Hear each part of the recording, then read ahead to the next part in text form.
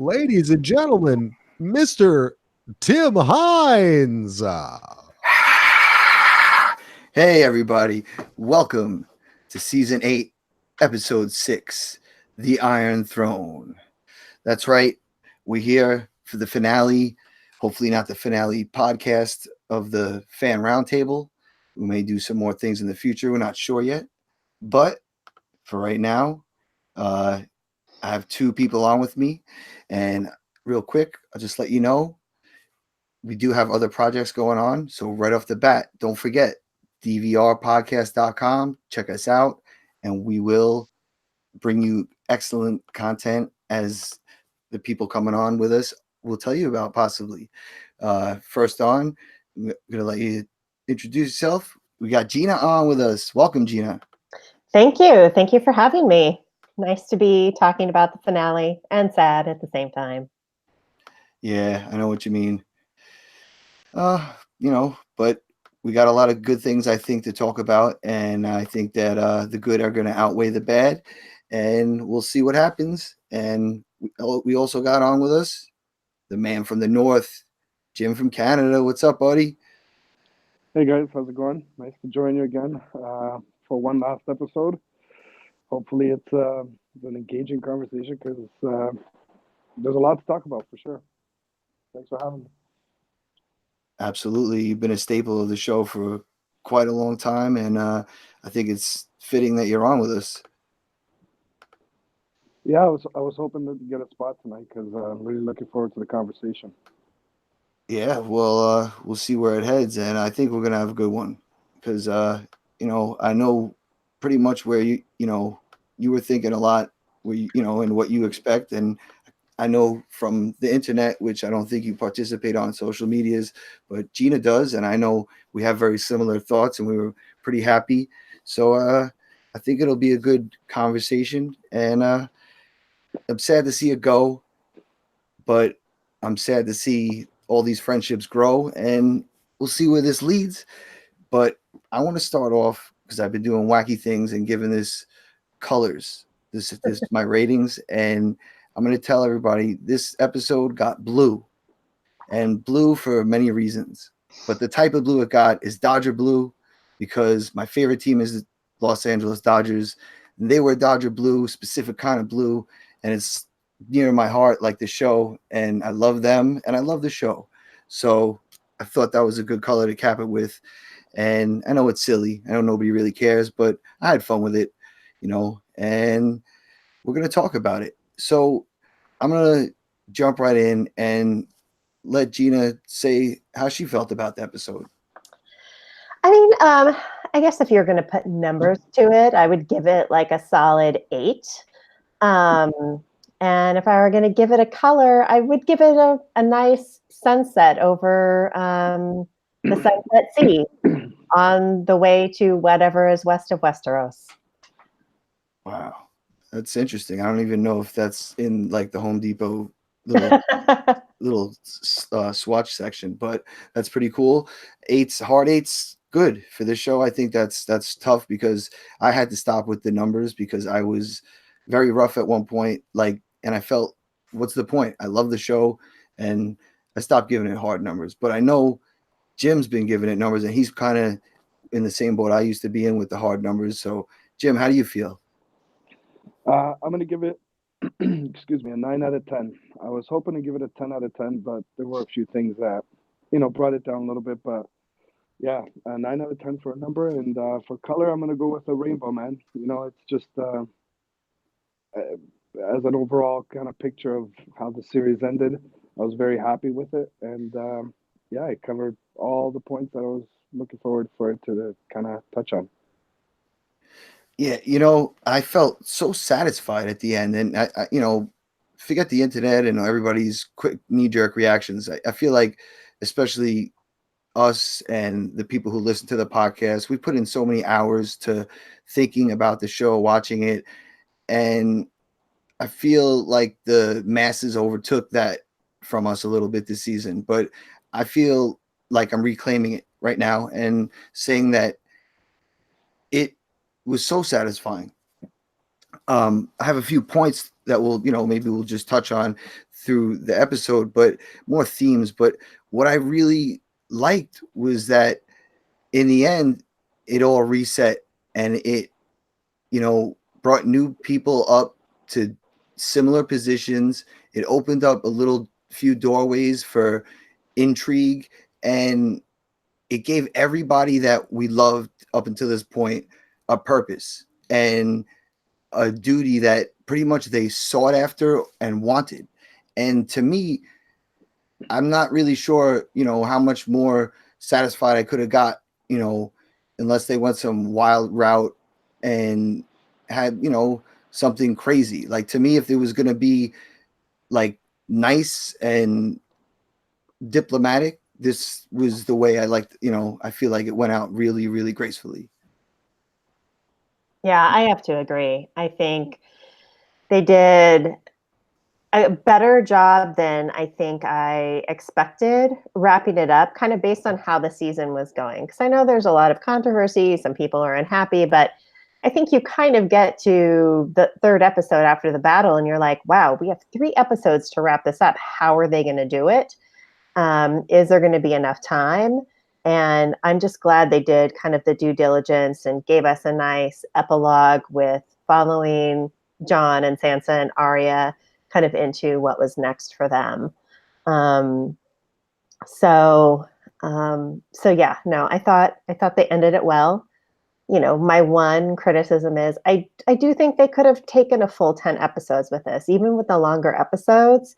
I think it did feel very compressed. A lot happened in a short period of time. And I think people might have felt a little more like everything happened as it should have if they'd had a couple more episodes in there to kind of stretch it out and put some more proof points into place. So excuse me, let me ask this. Did you rewatch the series or the season before, right before this one started?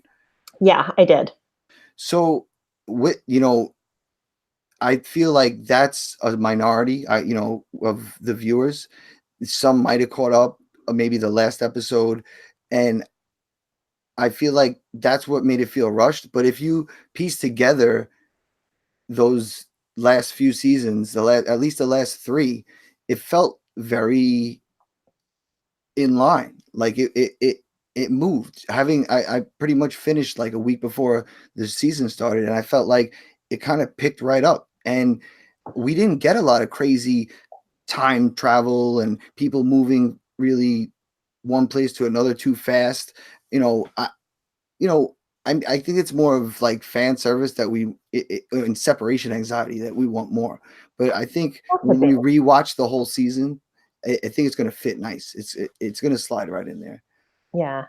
I mean, I think they could have probably spent one more episode up at Winterfell, maybe, either before the battle or after. And I think they could have probably spent one more episode preparing to take on Cersei, just to build in, I think, a few more events or happenings that would have really like super validated Daenerys' turn of heart at the end. I think that was my one thing. Because even though, yes, I definitely agree, they planted nuggets all along the series. And I think, honestly, once she burned those Dothraki a few seasons ago, I'm like, there's potential for her to go full on Mad Queen, just like, because it seemed very reminiscent of what her father did to the Starks. And so it didn't come as a surprise, but I do think it happened more abruptly than we thought. I would have liked to see a couple more things really get under her skin, more conversation with maybe Jon and Tyrion and people to try and like see her ebb towards madness, and then they kind of draw her back, just to make it like really like to just give it a little more, I don't know, make us feel better about her going crazy, I guess. That's my personal thing, I guess. Well, Axel and Heath, they brought up a really good point on the initial reaction. Like, did she go crazy, or was it a coordinated move? Because if you go crazy and snap, like she made some pretty rational decisions that seem irrational to us, but like Grey Worm knew about them. Like they were coordinated. If you go mad, I think you make a lot of knee-jerk decisions. Well, I do think, and maybe she had decided that she was going to burn the city regardless, but I think, Tyrion had said, if you hear those bells, it's over. And she heard the bells, and that's when she really started. And I think it was just, I could have said, okay, maybe that was planned, but then it was just kind of the way she was talking about, we're going to liberate, the seven kingdoms from Winterfell to Dorne, and kind of started about her, about her plan of liberation for the rest of the continent and the rest of the world. And it's like, well, you just liberated King's Landing, so, which is Westeros for all intents and purposes, and dispel the Queen.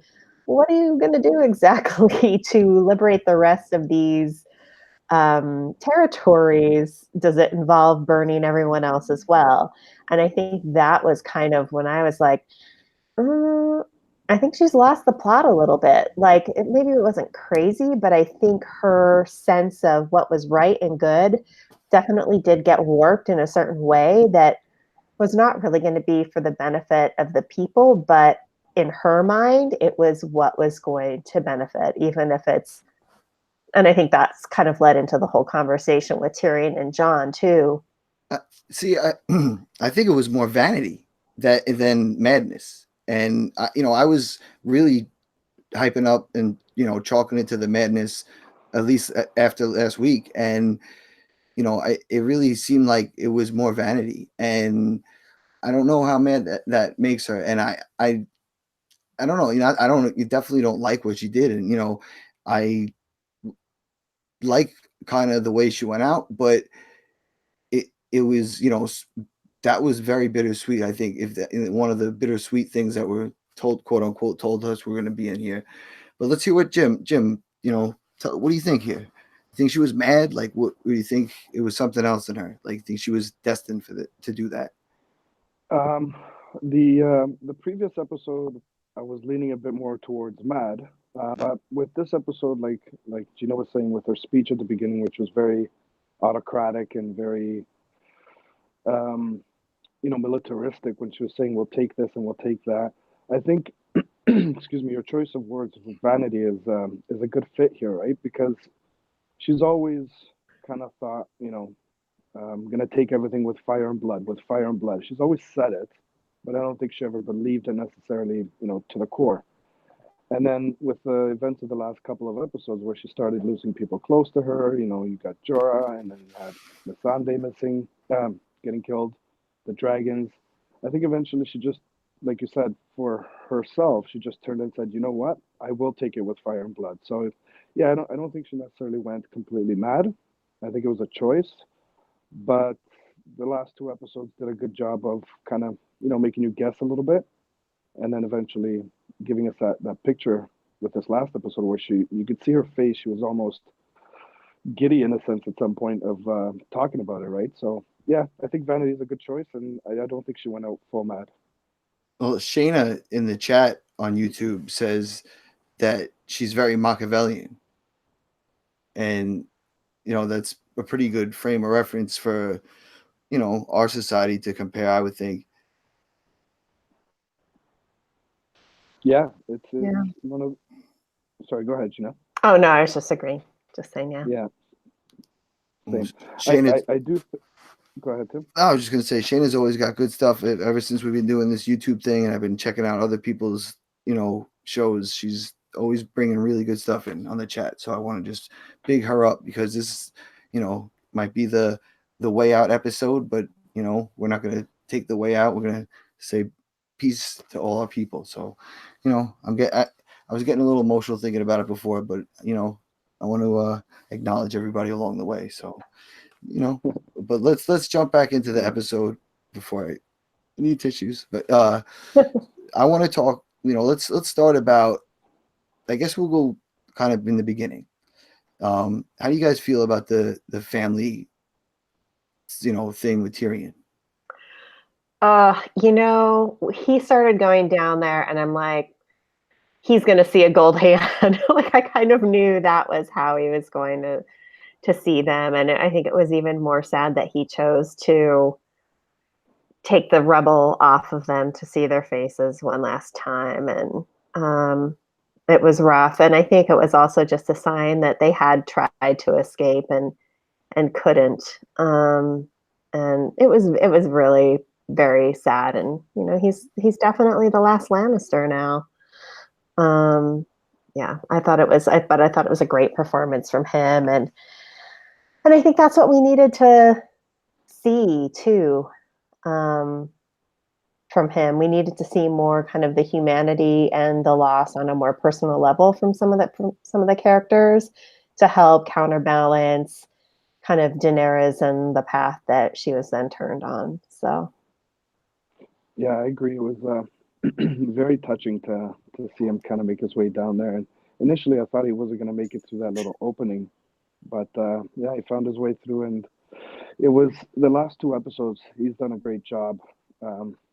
Peter Dinklage as Tyrion, right, with the freeing of Jaime and that whole speech there. I know we talked about it last week. For me, it was one of the most touching moments, and this week just to kind of see his overall grief, right? It wasn't anger initially, it was just grief, even though it's Cersei. And then afterwards, kind of that anger of, Daenerys did this to them in a sense, right? So it was very, very touching, and yeah, it was a good scene for sure. Yeah, I wanted to like it. I watched it twice already, the episode, and that scene just to me was unnecessary. And it just, I don't know, I didn't buy I didn't feel the emotion. I felt the emotion in other scenes in this episode, like where I was like, my jaw was on the ground, and I was like, up, welling up a little bit and getting very emotional. But I don't know. It could also be I don't have any brothers or sisters that sleep with each other that I could like relate to. I never shot our dad with a crossbow. Like there's a lot of things that I can't relate to. But yeah, I love Peter Dinklage, and he totally redeems himself later on, that we'll talk about. But I don't know. I think it was just an easy way to kind of get him to. I believe he gave up the hand of the queen afterwards, right? Yes. Yeah, I think it was just an easy transition, right? Just to show his breaking point, where although it's his family and they betrayed Daenerys, and they're the enemy in a sense. I think it was kind of a way to get him to that point where he just gives up his position. All right. I mean, that's a good point. That's, I guess, built a little bit into the thinking thing that we were led to believe that he was doing for all this time. The sadness, and that, I guess, this whole season, because I felt he's been too sad this whole season, and I think it's knowing now, added with his decisions and his suggestions, I feel that maybe it was more of him reflecting on things. And I know that I felt that he felt real sad in the beginning when Varys like told him in the first episode, I think it was, about this whole thing with John. Actually, it was, I guess, second episode when Sansa let out the cat out of the bag and Varys broke down. Like I felt like Tyrion really felt sad for believing in something so much and dropping the ball. And I think that was the love he was talking about when he was talking to John. But other than the family stuff, I guess it was necessary for building to there. So let's go to where he talked to John, because this is like one of the best scenes in the show. And Gina, start here. Yeah, I mean, I think this conversation between John and Tyrion, it was so good for so many reasons. I felt like it took us back to season 1 in a way, when they were first forming a friendship, and Tyrion was being really honest with John about the type of people he was going to find at the wall. That the people there weren't as good and full of valor as maybe Jon was led to believe, that a lot of them were evil and criminals and committed crimes and not very noble. And they kind of got into that conversation where, like what definition of good is really good? It was kind of a much more advanced version of that conversation in terms of looking at the bigger picture. What does a good ruler really look like? Does it really matter how many people they've conquered? It doesn't matter. I don't know. It doesn't matter how evil they are. Is it more about the lives that they are able to salvage and save and change for the better? And it was all really leading up to that point. And I think I think I said it right before Jon did, that that thing that Maester Aemon had told him, that love is the death of duty. And I thought it was so perfect that Tyrion said, well, maybe duty is the death of love. And I thought, I don't know, I just thought that scene was incredible. And, that Tyrion was really it was almost kind of like Maester Aemon again, Jon Snow, kill the boy. And Tyrion is saying, Jon, you need to decide now what you're going to do. You need to decide as you leave this room what your choice is. And deep down, what it is. So yeah, I thought that was just such a great scene between those two.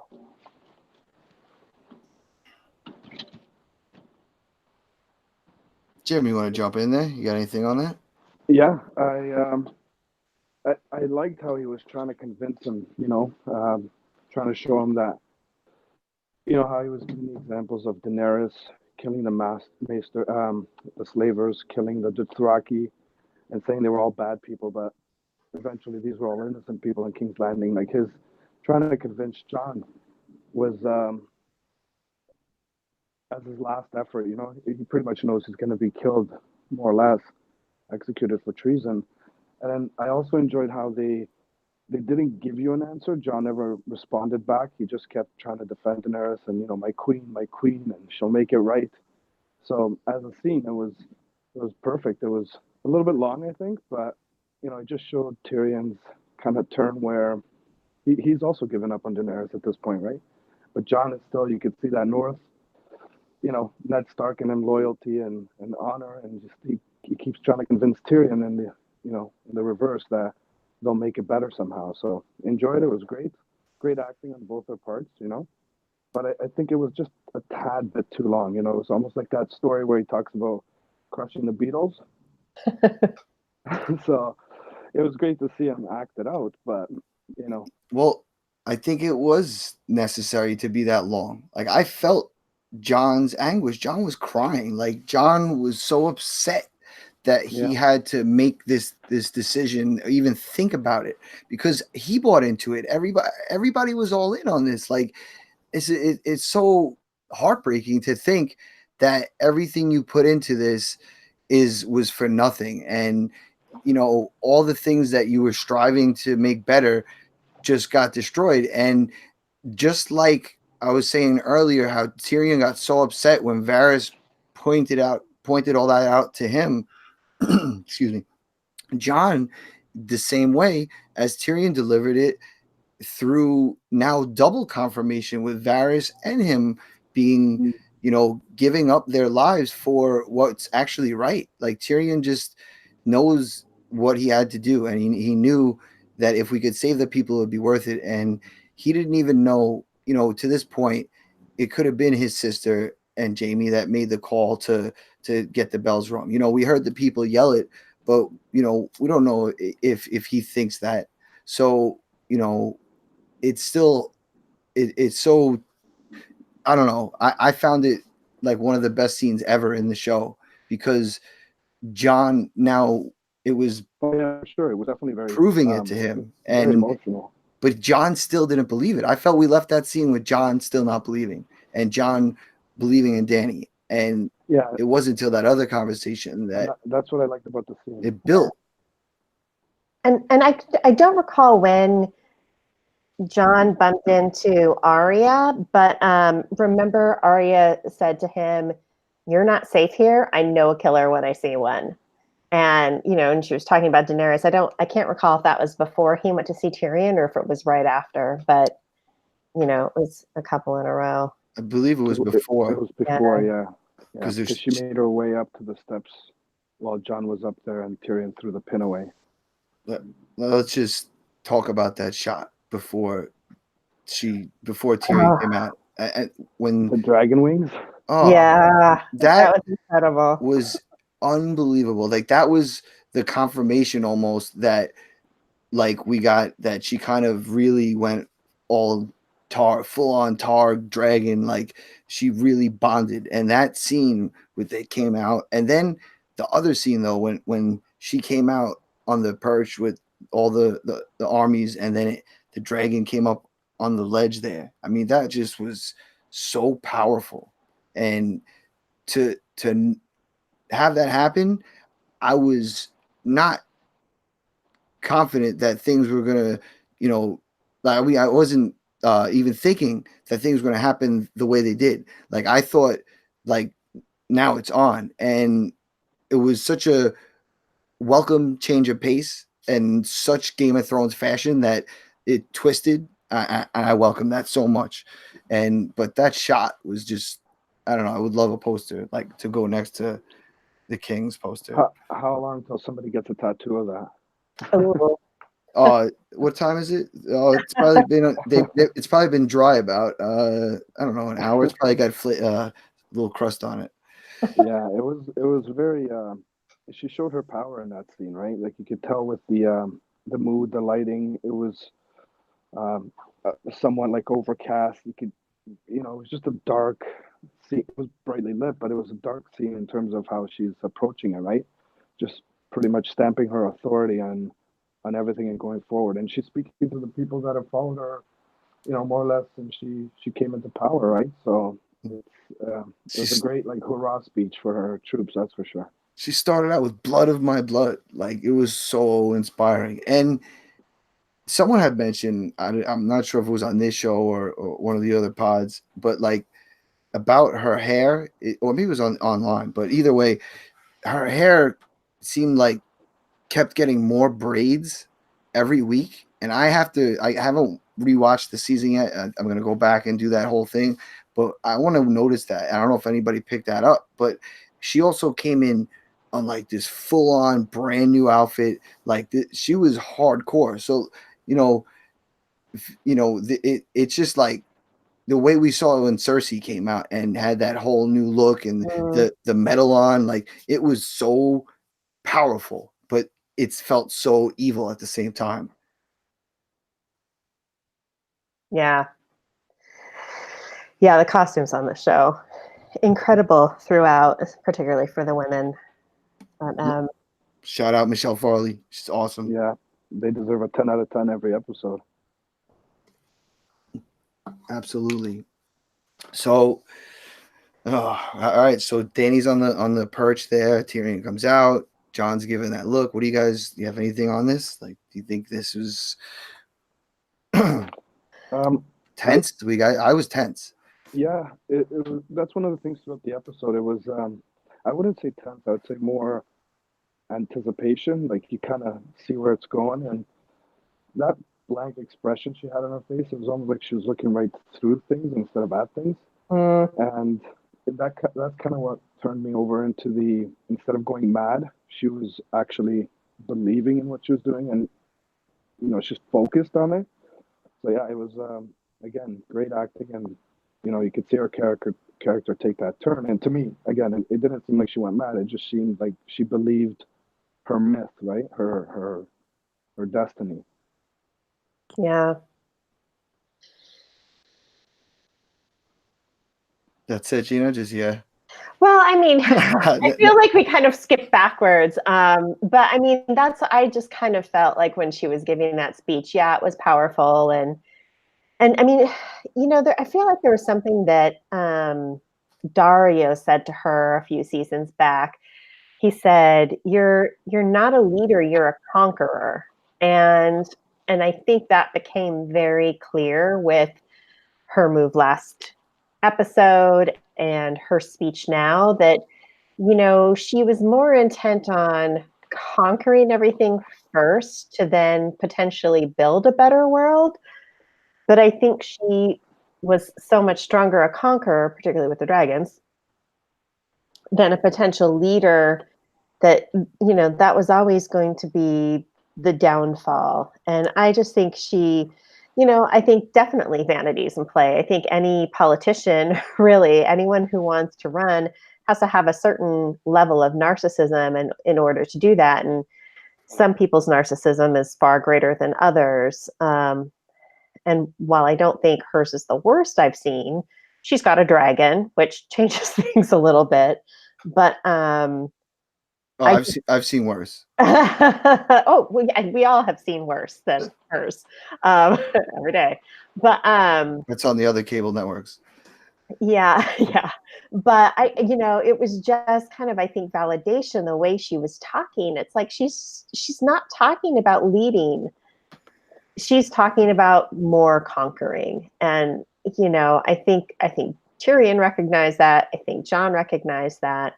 And it's like, well, how many people do you have to conquer and then burn to kind of cleanse the world of who you think your enemies are before you're done? And while, yes, maybe she didn't go full on as mad as her father was, there is something similar about that. He was like trying to kind of purge and cleanse people that did not believe in him anymore and did not follow him. And I do feel in a similar way that's what she was trying to do. I don't think she was crazy about it, but yeah, I think she was very aware of what she was going to do next, which is a different type of thing.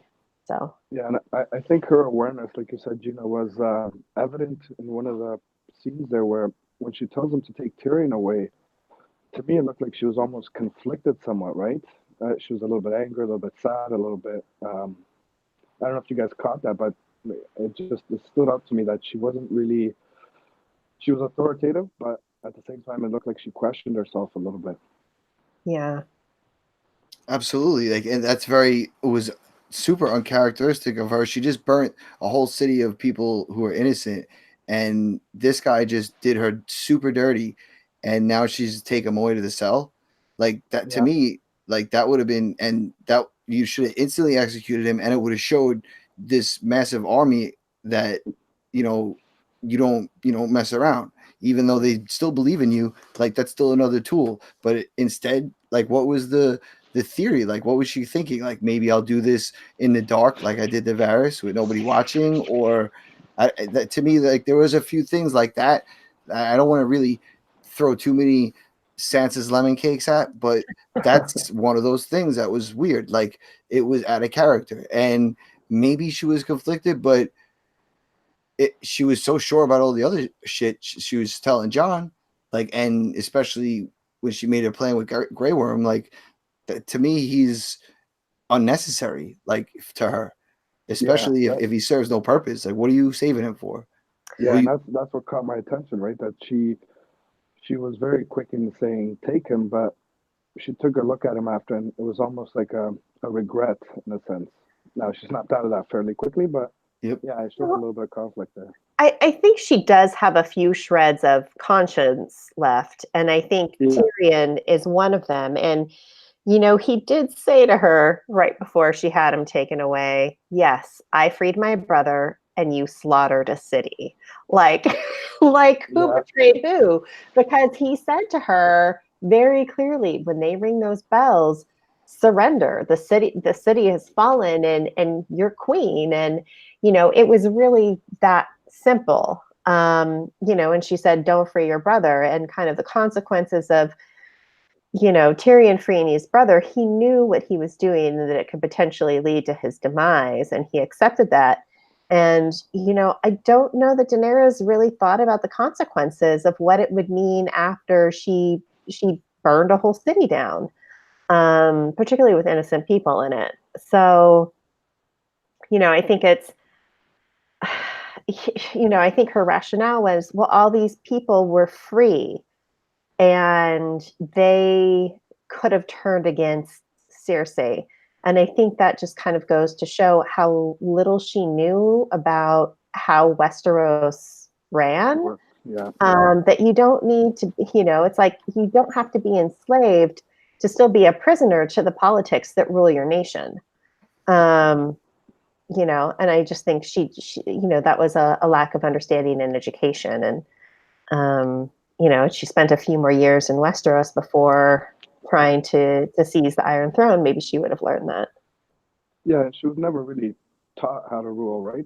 She was, like we said earlier, she was always conquering, but she wouldn't stick around too long, or the decisions she would make, there was always a conflict, right? You kill the masters, the slavers, and then, then the people that are slaves that had jobs now are complaining. She was always, unable to balance the two together when she made those decisions. So she left Astapor so fast, like then everybody turned back to normal. Like there was, she moved very quickly, even though we complained about seeing her at times move all these places.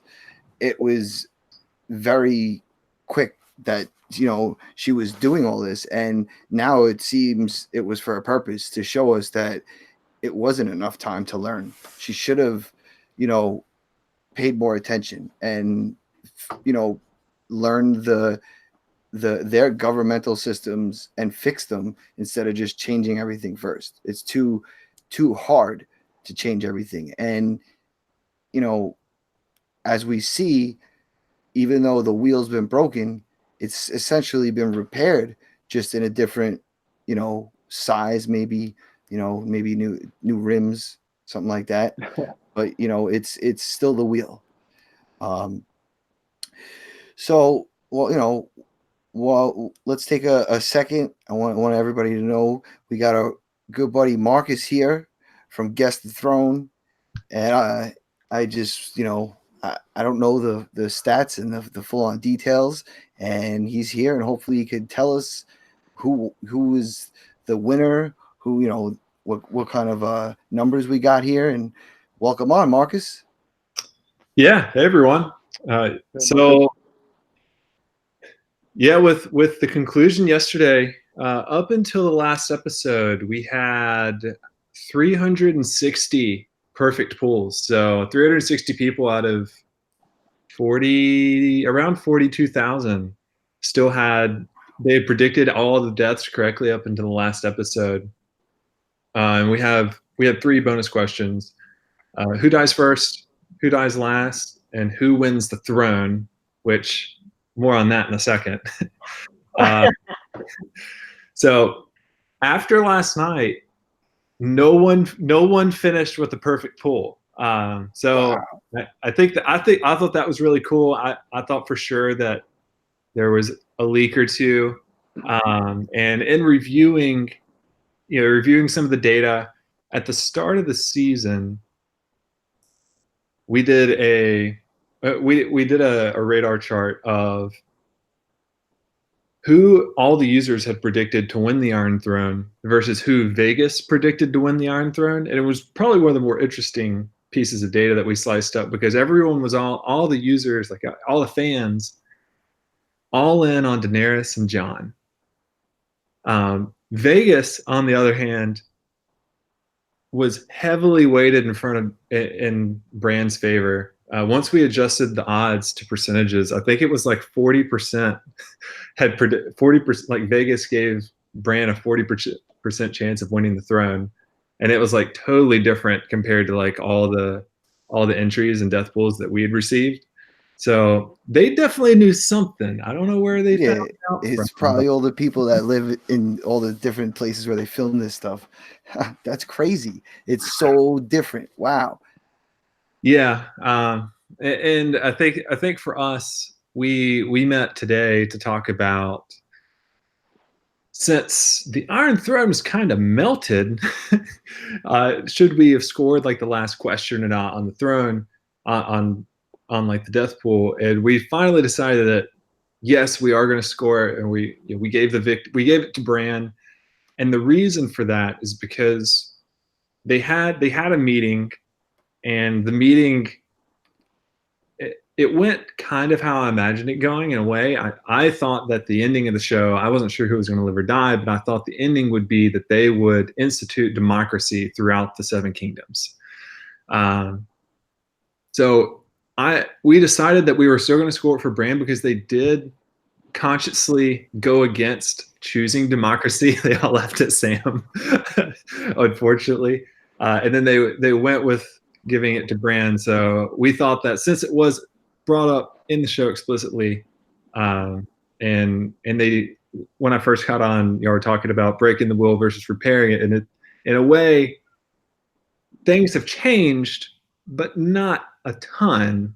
But yeah, I mean, it was super interesting, and if you all participated, thank you all for participating. It's been great, and we're going to gear up for the prequels when they come along, and I'm not sure how we'll do it for season 1, but maybe season 2 when we know who the characters are. Well, I just first want to say thank you so much for you guys putting in that effort and doing that. And I do feel that yours is way more fan based and way more accurate than that Vegas line, which is kind of crazy because, you know, if you do sports gambling or anything like that and look at those numbers, Vegas is always super close and it's unreal. I don't know what kind of robots they have out there, but there's stuff that are probably going to be on next season of Westworld, and we'll talk about then.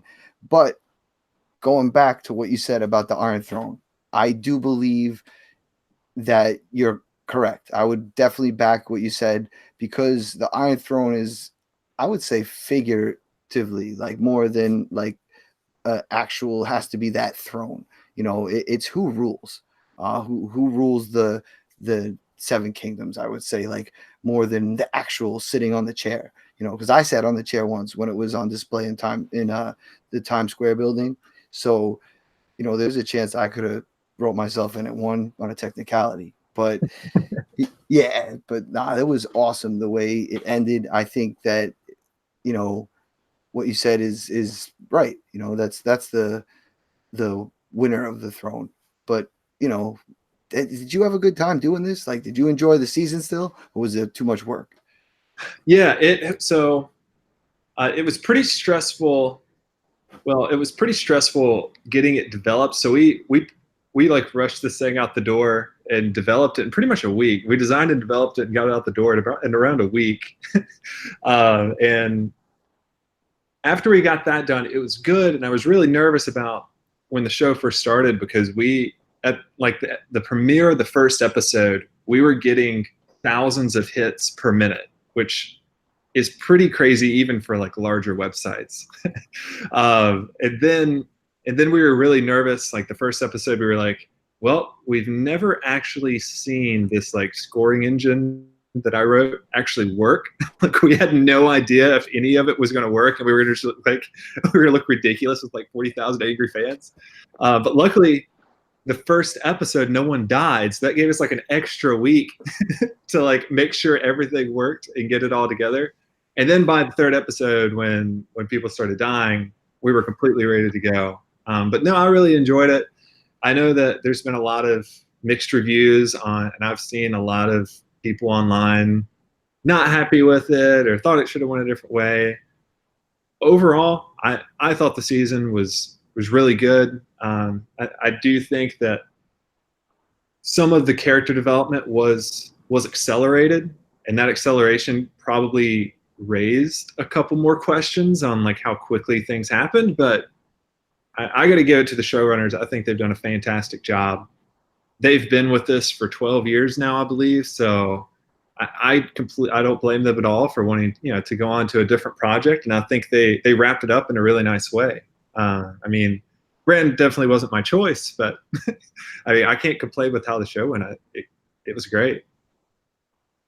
Well, if Bran was your choice, I would have thought you knew something. So no, I didn't get to participate. Me and Axel stayed out of it just in case you needed a tiebreaker. So we wanted to be completely impartial. So there was no question. But yeah, I know a bunch of people, Heath got in it and a lot of people really enjoyed it. So, thank you for doing that, because doing a podcast, sometimes it can take you out of the show a little bit if it seems like work, but we've kind of fine-tuned it a little bit so it's not work. You know, we used to go hard taking notes right away, but now it's enjoy it, rewatch it, take notes, or not even that many notes, just, you know, ask good questions. And that's kind of where we're at. And, you know, I know sometimes doing the works can seem like work, and then you're like watching it and trying to count everybody on screen. I don't know how, you know, what your method was, but that's you know, appreciate what you guys did. Yeah, for sure. And thank y'all for like helping us out and getting the word out. I mean, it was huge. Once y'all started sharing us, a couple other folks started sharing us, and then by the day of the premiere, we were getting a ton of users. I mean, we were getting hundreds of users per minute, which is great. I mean, that's the best success that we've seen in any of like the products we've developed. Yeah, excellent. And I'm glad you also still got to enjoy the show. So Hey, Marcus, can I just jump in? Yeah. Good job on the pool. Loved it. Participated. Out of curiosity, where does 25 out of 40 get me? 25 out of 40, based on what I saw. I can't give you the exact number. I didn't make like a global ranking system, unfortunately. But 25 is pretty good. It's actually really good. I didn't see many people above 30 actually. The bonus questions were weighted about 10 points. A lot of people got the deaths correctly, but answered the bonus questions incorrectly. So if you're at 25, that's probably at least 80th percentile, I would say, maybe 50th. Yeah, based off what I saw.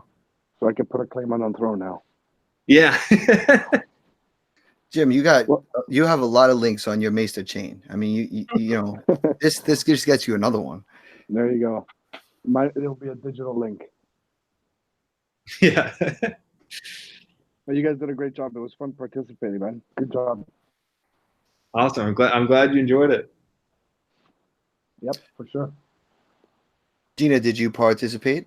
You know, I didn't, and I'm such a huge data nerd that I thought it was such a great idea, but I kind of never got around to signing up. But I mean, I think it's fascinating about like just the comparison between the Vegas odds, and I don't know if you've pitched. I'm in PR, so I don't know if you've pitched that kind of your data story to anyone, but I think there are a couple outlets, like I think, you know, New York Times and Recode are a couple outlets that cover data stories like this. So if you haven't put a PR person on that yet, you should, because I think they would totally cover this. Yeah, initially we tried. I think we pitched, like I slid into like hundreds of DMs of people that either had written about Game of Thrones or was involved in the community, and not many people responded. Barstool Sports, they did respond, and they actually helped us a ton. But they actually created a poll for their website and ran it alongside their podcast, and that was pretty great. That got us a lot of traction. But we offered the data. We offered first dibsies on like the data and everything to publishers, but I don't know. Maybe we didn't approach it right. I'm not in PR, and not like none of the team is either. So that's probably an opportunity for us to get a little bit better. Very cool. You should do a poll on odds on what potential sequels could be like, because I feel like they laid a lot of heavy groundwork last night about a couple things that could potentially happen down the road here. Yeah, all of my friends are really excited if there's a Arya, there's an Arya spinoff. West of Westeros. I'm in. That's what it should be called, West of Westeros. So she's actually going to invent the globe when she comes back and hits Essos by Karth, and she's like, "Oh wow, look at this!" And then she finds a safe, and she thinks she finds treasure, and there's just 2 skeletons in there. She's like, "Who are these people?" It's going to be like Indiana. She puts a hat on. She has a whip. But yeah, all right. So we had a lot of laughs there. We had a lot of good data. And let's talk about a great scene. And it was a great scene for film, not so much for emotion and not so much if you're a fan of Daenerys. But I want to go, since we kind of left off with all the talking and the pairing, and before we get to the dust settling, let's get to the guts. And by I mean guts is where Jon's secondary sword went right through Daenerys.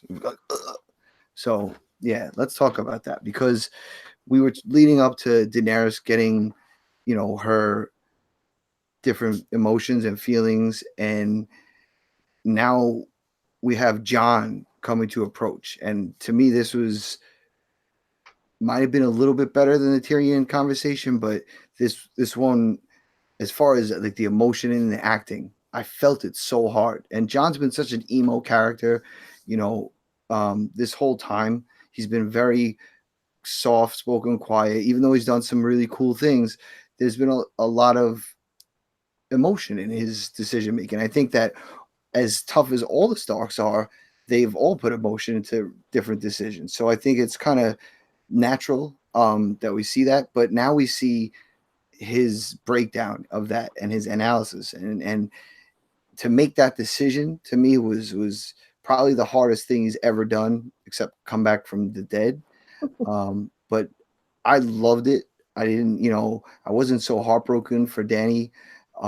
I was more heartbroken for Jon for having to do this. So Gina, you're giggling, but I don't think it's that funny for Jon. No, I was giggling at something you said. Not. I know. I'm really kidding.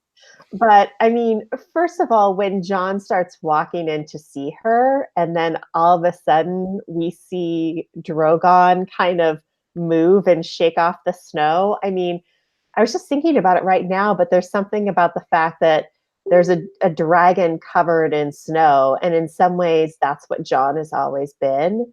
And I always felt like Jon had a really weird connection with that dragon, kind of from the time he pet it on Dragonstone, and even when Drogon was like looking at him when he was, went on that flight with Daenerys at the beginning of the season. But I thought that was just kind of another beautiful dragon shot. But yeah, I think it was, he went in there and he's like, "You burned little children," and he was horrified. And all she was kind of talking about when she was a little child and couldn't even count to 20. And it was kind of just this really strange, this kind of like an argument, and she was trying to convince him. And for a minute, I thought he was really buying into it.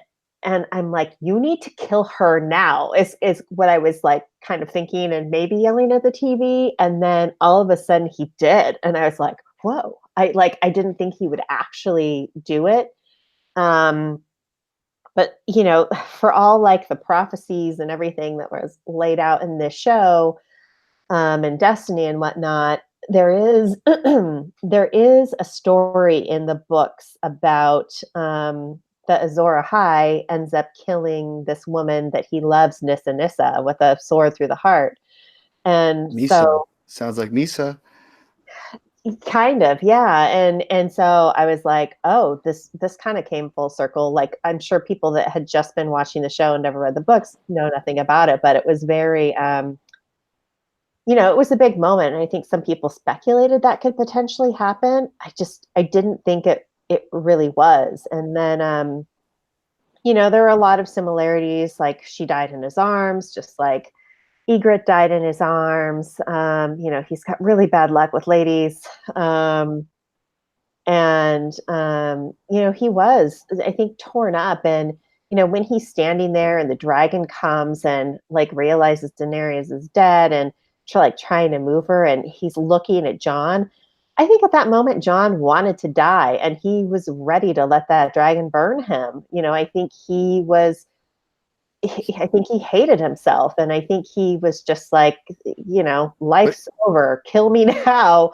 I think that though, but that passed on from the Varys realization to being willing to die. Tyrion, same thing. They're willing to die. And Jon finally having that realization, because I don't know if he even could anticipate coming out of that room. Like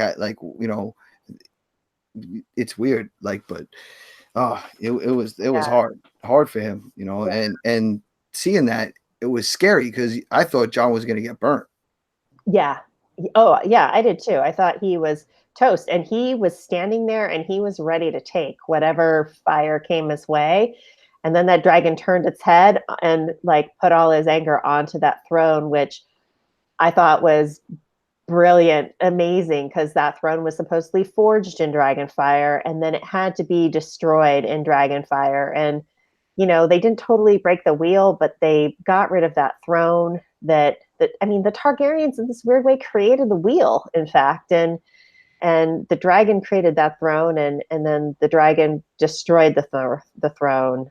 And I know that like the Targaryens and their dragons are supposed to like share these kind of like crazy mental bonds. But it was almost like that dragon knew it was Daenerys' quest for the throne that killed her. And that was really the only revenge it could enact, because he could have burned Jon, but I don't think he would have. I think, if there is down the line some type of sequel and that dragon's still around and Jon Snow's still around, it's very likely that Jon will ride that dragon one day. It looked like they were bonding. I thought they were bonding. Yeah. She had like it disconnected with her, and I thought it was the next Targaryen. And I for some reason, when it turned and did the second like burst for no reason of fire, I thought it was turning so Jon could climb on him. I don't know. Yeah, I was kind of expecting an exit for Jon to exit on that dragon and fly away and never be seen from again. Just one of the many ways that lives inside the fans' minds of how things could end. But I do think there was a bond between him and that dragon. And I just think it was like super poetic for that dragon to melt that throne into molten lava, metal, whatever. But no, that was a really great scene. So since we're on the molten throne that kind of screwed up Marcus's day for making decisions, Marcus, how do you feel about this whole scene and Jon and Daenerys outcome?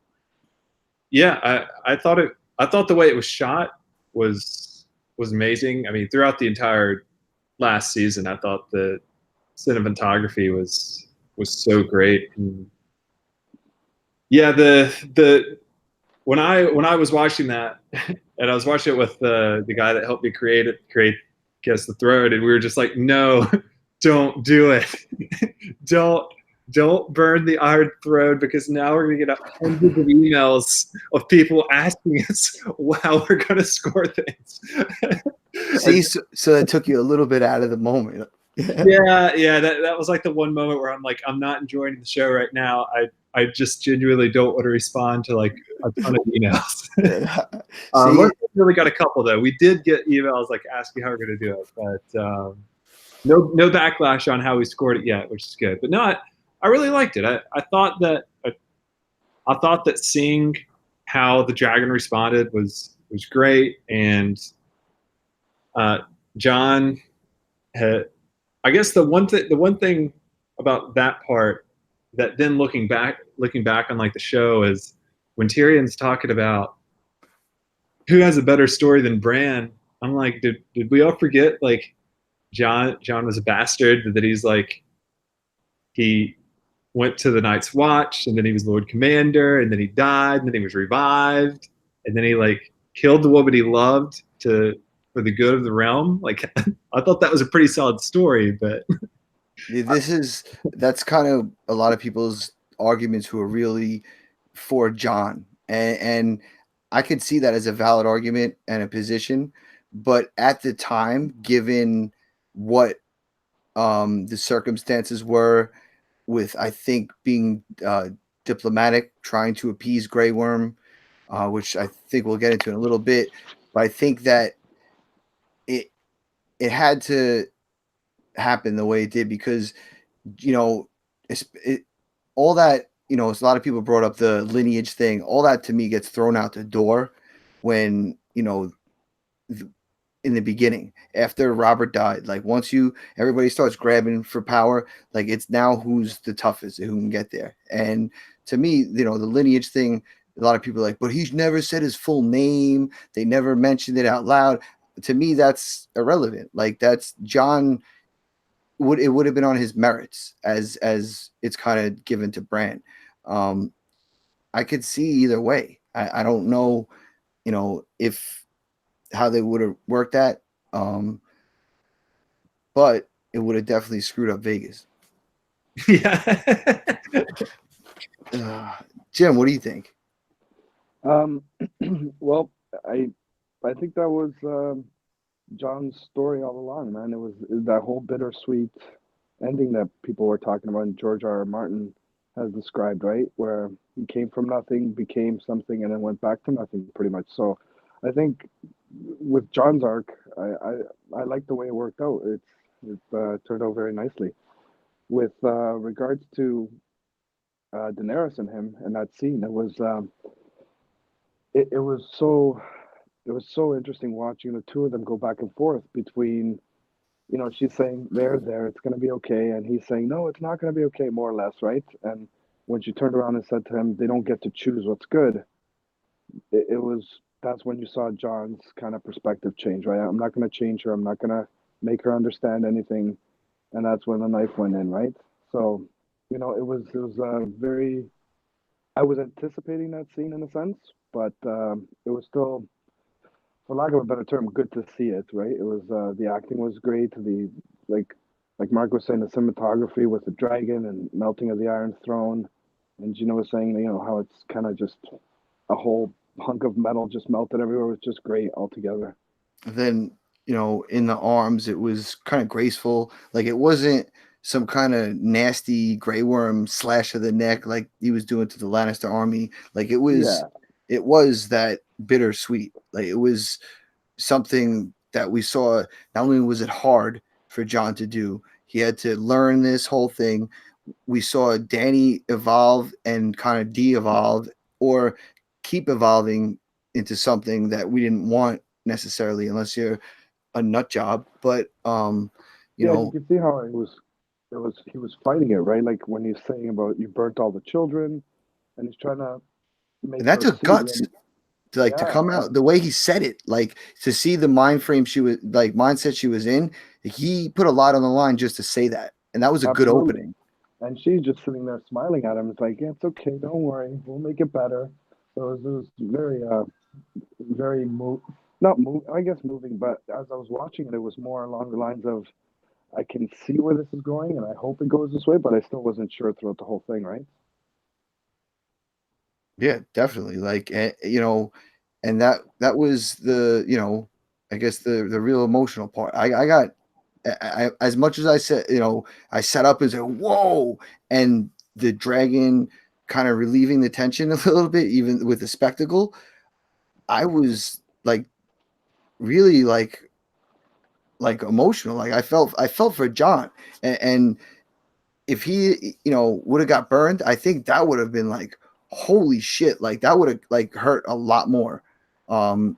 Well, my prediction last week was that Daenerys would try to execute John with the dragon, and the dragon would turn on Daenerys. So in a sense, it kind of worked out that way, where Drogon let him live even after the fact that he killed her. So, like Gina was saying, there is a connection there, and in the books, anyways, they're always talking about dragons are intelligent. So I think even Drogon made that decision at that point that, all right, I guess, he got rid of her. Somebody was going to eventually. So you were partially right. So you'll get a partially empty bottle of this unnamed beverage that I have here. There you go. Gift. And one other thing to point out, man, she never sat the Iron Throne. That's right. She touched it, and it was like, it was, and that was it. Yeah. I thought. Sorry, Gina. Just quickly, there was. I'm not sure if they mentioned it in the show, but her father was constantly getting cut by the throne, and there's kind of like a myth to the throne that if you get cut while sitting there on the throne, it rejects you. And I think going back into Targaryen history, all the kings that didn't work out, they would get cut on the throne or something along those lines. I don't remember exactly. So I thought maybe when she touched it, she would get cut, and it would kind of be a little nod to the book readers that the throne is rejecting her. Hey, listen, you guys got enough nods, all right? You got that ending scene we'll get to with the touching of the CGI. But, you guys got a lot of nods. I don't know how many more you want. No, but that, it definitely, there's always stuff that could be added. I mean, we could probably get together, just us right here, this little panel, and come up with a whole episode that could be added. Yeah. But, with regards to Zora High, if you don't mind, later on at some point, I'd like to read kind of like the little story. It's just a couple quick notes, and I'm going to change a few things just to see how it kind of all added up to Jon being the prince that was promised. Absolutely. Yeah. Yeah. Before we, I guess, leave the death and the flying away of Drogon, I want to, I guess, ask a question that's not, it's really rhetorical, like it doesn't really have an answer. But I want to see, like, if you guys use your imagination, like, what do you think the flight was? Was it a send-off? Was it something else? Was it visitation to somewhere to revive her? Or was it bring her back to Volantis and where it all started, or Valyria? What do you guys think? I think it's good meat. Just fun to think about. I basically, people started saying, why is this? Why is this? I said, it left it off so you could use your imagination. And I think that's the fun part. That was the whole bringing up stories and the reinforcement of books, and, the put it out there. I don't think that, just leave it to your imagination, but I don't see anything happening from it, no revivals, nothing like that. Just a touching moment. He's gone, she's gone. They're living together, and no more dragons in Westeros. Gina, how? It kind of, upon watching it, I thought, well, maybe he's taking her to the doom of old Valyria, which was, remember when Jorah and Tyrion were sailing through it at one point, and that's where the stone men live. I thought, well, maybe he's taking her there because we know he's been there before. But then, I mean, can she be revived? Probably not. But there's something about that story when they go to when they're in the north and they go to that place where that waterfall is, and she says, you could spend 1,000 years here and no one would ever find you. It almost makes me wonder, well, maybe he could have taken her to a place like that in the north somewhere. And, it doesn't mean she couldn't be revived by some other creepy frozen children of the forest magic at some point. And someone who kissed her went north. Yeah, I mean, who knows? Like if you want to get really tinfoil hat theory, like that would be the one. But I think probably like taking her to kind of the smoking islands of Valyria, I would think is more likely. That was exactly my thought. These other thoughts are fun and everything, but I kind of thought that it would have been fitting, like to just perch her up maybe on some like monumental statue that's kind of like decrepit, but like of our family or something like that, or the dragons, and then he like sort of loses the connection and maybe dies with her. Marcus, you got anything on that? I don't think so. I know your brain's been busy. You might have had some time to speculate. I mean, I think it may be a poetic ending if he took her back to Marine, and I think Marine is the city in which she had done the most good, at least from the television side of it, and I guess she really wanted to go to Westeros. She wanted to break the wheel. She wanted to do all these things, but in a way, looking back on it, the most good she could have done would have been in Essos and ruling in Marine. And in a lot of ways, that's that's a lot of where her home is. And I am kind of sad that we never get to see another Dario sighting. I guess he's still really good reading, but no, I think that is a possibility. Well, I always said that, from years back. Like I like the warmth. I like it looked like it was sandy and it was like very warm all the time. Like everybody was dressed like in nice linens and light clothes. Like I wouldn't have left there. You got a whole coast that you can shore up. Like you can go on different vacations. You have a few different cities down the shoreline. You could go back to Karth. You have this whole thing that you don't have to even worry about. Why would it's crazy that she was so focused on this mission of the Iron Throne that like it led her to leave that. She had conquered 3 cities. I mean, I don't know. I would have been chilling. Yeah. But I guess that's the quest for power for this Game of Thrones that we got to watch. We all would have made different decisions, and I'm sure along the way. But I think it's pretty cool that we're all kind of in the same boat. That we just feel like she has a send off. Because I seen some people saying like, oh, what if she's getting revived by another Red Priestess and things like that. And then I'm like, I'm not ready to go down that hole yet. Just whatever she does, she can't go back to Karth, please. No, or they should have had a credit scene like Marvel movie where like she gets revived and then the what's that guy's name? The warlock, what's his name? Pyre Pre. He came and actually finished her off because he never finished his job. That pissed me off. So many unanswered questions.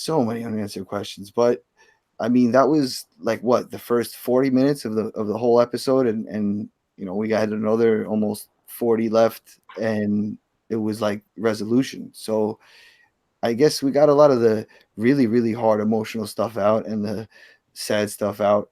You guys ready to move on to what's to come? Absolutely. Yeah. All right. Well, you know what? I know Jim's probably got something to say. Let's start off when Grey Worm decides to bring Tyrion out, and it seems to be 3 weeks later. Tyrion says he spent 3 weeks down there thinking. Yeah. Let's go to that whole scene. Tell right, so how do you with Grey Worm, initially, I almost despised him for his actions. With keeping them prisoners and his actions that he took. But on second thought, I did watch it again today. And it kind of seemed to me like, with Grey Worm in particular, he was always being told what to do, following orders. And the transition for me today, watching him a second time, was that he became his own boss. He was finally a free man. He had some pull, and he used it to his advantage in this, or for what he thought was just. So initially, I didn't like Grey Worm at all in this episode, but I've come around to kind of see a different point of view from him. With regards to Tyrion's speech to that, council, I guess, or whatever you want to call it, it was, he brought up, the scene was a little tricky for me to kind of, like Marcus was saying earlier, Jon has a better story than Bran. I understand why they kind of went that way in the end, but I thought, Tyrion's speech was, heartwarming, but it was just kind of difficult to kind of get in the moment because of, he was a prisoner and he was still alive and he didn't get executed. And I understand that Sansa was saying, we have thousands of men outside your walls. If you kill Tyrion or Jon Snow, we're going to attack, right? So I understood there was a little give and take there, but, the scene itself was great. A little light comedy with Edmure Tully there, giving his whole speech, and then Sansa kind of telling him, please sit down. It was, overall it worked. The comedic factors with them deciding to go to democracy and everybody laughing at them, and Jan's Roy saying, "Oh, my horse will get a vote now," and it was all good. It was just it took me a little bit out of the moment just because Tyrion was still alive in a sense. Although I never wanted to see him die, it kind of took me out of it a little bit. Marcus, how you feel? Yeah, I thought the scene was really well done. I did kind of like how the assortment of characters. I guess I could see how a lot of them made it up there, but there were a couple of characters on there, and I had no idea who they were, and I don't know if anyone knew who they were, and maybe y'all could help me out with like a couple of them. But no, I really liked it. I like how, in a way, I feel like the show Tyrion is in a way the main character, and I like how it did end up with him being him talking and convincing the leaders of Westeros to unite around a single ruler, even if they did laugh at democracy. In a way, I guess you could have saw it coming all along with Tyrion like before the Battle of Winterfell, talking to Bran and talking to him after the battle too, and could see that foreshadowing. But I think one thing, and maybe this is what the accelerated character development is. Early on in the seasons, Tyrion is touted as extremely smart, very cunning, and can always think a couple steps ahead. But in the latter seasons, there's not really many decisions that I can point to where I guess the outcome was the outcome that he wanted, and I think that was, in a way, it helped show what the show was going to become. In that, for instance, the bells. I was on for last week, and I know y'all talked about this, so I'm not going to get into it, but in a way, it's almost like if Daenerys may have listened to him with the bells if he hadn't have been wrong so many times beforehand. But then he comes back, and I like how it ended with him saying, with Bran saying, "You're going to be my hand, and you're going to spend your whole life making up for all of your mistakes." I thought that was a great ending to it, and I think it really set up all of the future scenes really well. I couldn't agree more. Something Axel had said, I'm going to reference the initial reaction show, that or maybe it was Heath, but he said this should be his Emmy episode, and Axel's jumped in and said, and not for supporting actor, and it should be for best actor, because essentially he is the main character. We see Bran kind of allude to, like, I'll be off at the end, I'm going to jump ahead real quick, but he goes off, I'm going to go look for Drogon. And essentially it's in Tyrion's hands. The ruling will be left up to him, most likely. And that is the complete character arc. And to me, that was the most, like, beautiful part of this whole thing. And, we needed to see something, I guess for me, like, I wanted a conclusion for, like, an arc. We got the Hound was a great one, but so many of others are left open. And I don't mean like the send-offs we got tonight, last night, but like so many other things. We're like, why isn't this, didn't this happen and didn't this happen? But Tyrion's was a really full, complete arc, and I loved it. And he brought it this episode that changed my whole opinion of his acting this season. And now I understand where he was and where he was coming from. And when he came up out of that, like, it was again like the low man, the downtrodden man, the crippled bastard, and the guy who was wrong. And it's the whole thing that we've been learning this whole time. It's the little man that's important. And Bran gains these powers, and Jon's so short, he comes back to life, and Tyrion has all these troubles, and he's so smart, but he focused it on the wrong things. And now it's so great to see that he was the one that these people kind of knew, this new council. They were, I guess, didn't have the confidence besides Sansa that to, like, know what to do. So Tyrion had the most experience. He's been with, the hand of two kings. He's, basically been around the world. he's done so many things, and it's so great to see that they pulled him out for this, and then to see like he was still in turmoil with Grey Worm, like pulled, you be quiet type of thing. So like that whole dynamic set like the sad Tyrion to get to kind of come up his ladder. And now, real quick to answer you, Marcus, from before, I relied on the chat here, and Shayna filled us in exactly who was on the council. It looked like it was young Robin Aaron. We saw Yara, Edmure, Sir Davos, Sam, the Prince of Dorne. But there was someone in between Edmure and Sam, which I'm not sure if anybody knows here. Jump in and say who that was. And I think it says Gendry was there. And there was, I think, one other person. Royce. Lord Royce, Sansa, Bronn, Arya. I don't know who that one character was, though. And I guess you'd have the Reach had no lord, and then I'm guessing after everything was settled, Bronn became the Lord of the Reach, right? Highgarden. So he could have been there, but yeah. All right. Well, so so we kind of have two nameless people. We'll assume that they have some sort of power, but it could possibly, like you said, Bronn could have definitely assumed that role right after the dust settled. Yeah. Oh man. So this whole thing, I did not see it coming. Did Gina, did you see like Sansa not going along with this? Like, did you see this whole choice happening? Like when it unfolded, I was in shock. But did you think she was going to not go along with it and have the guts to do that, even though it was her brother?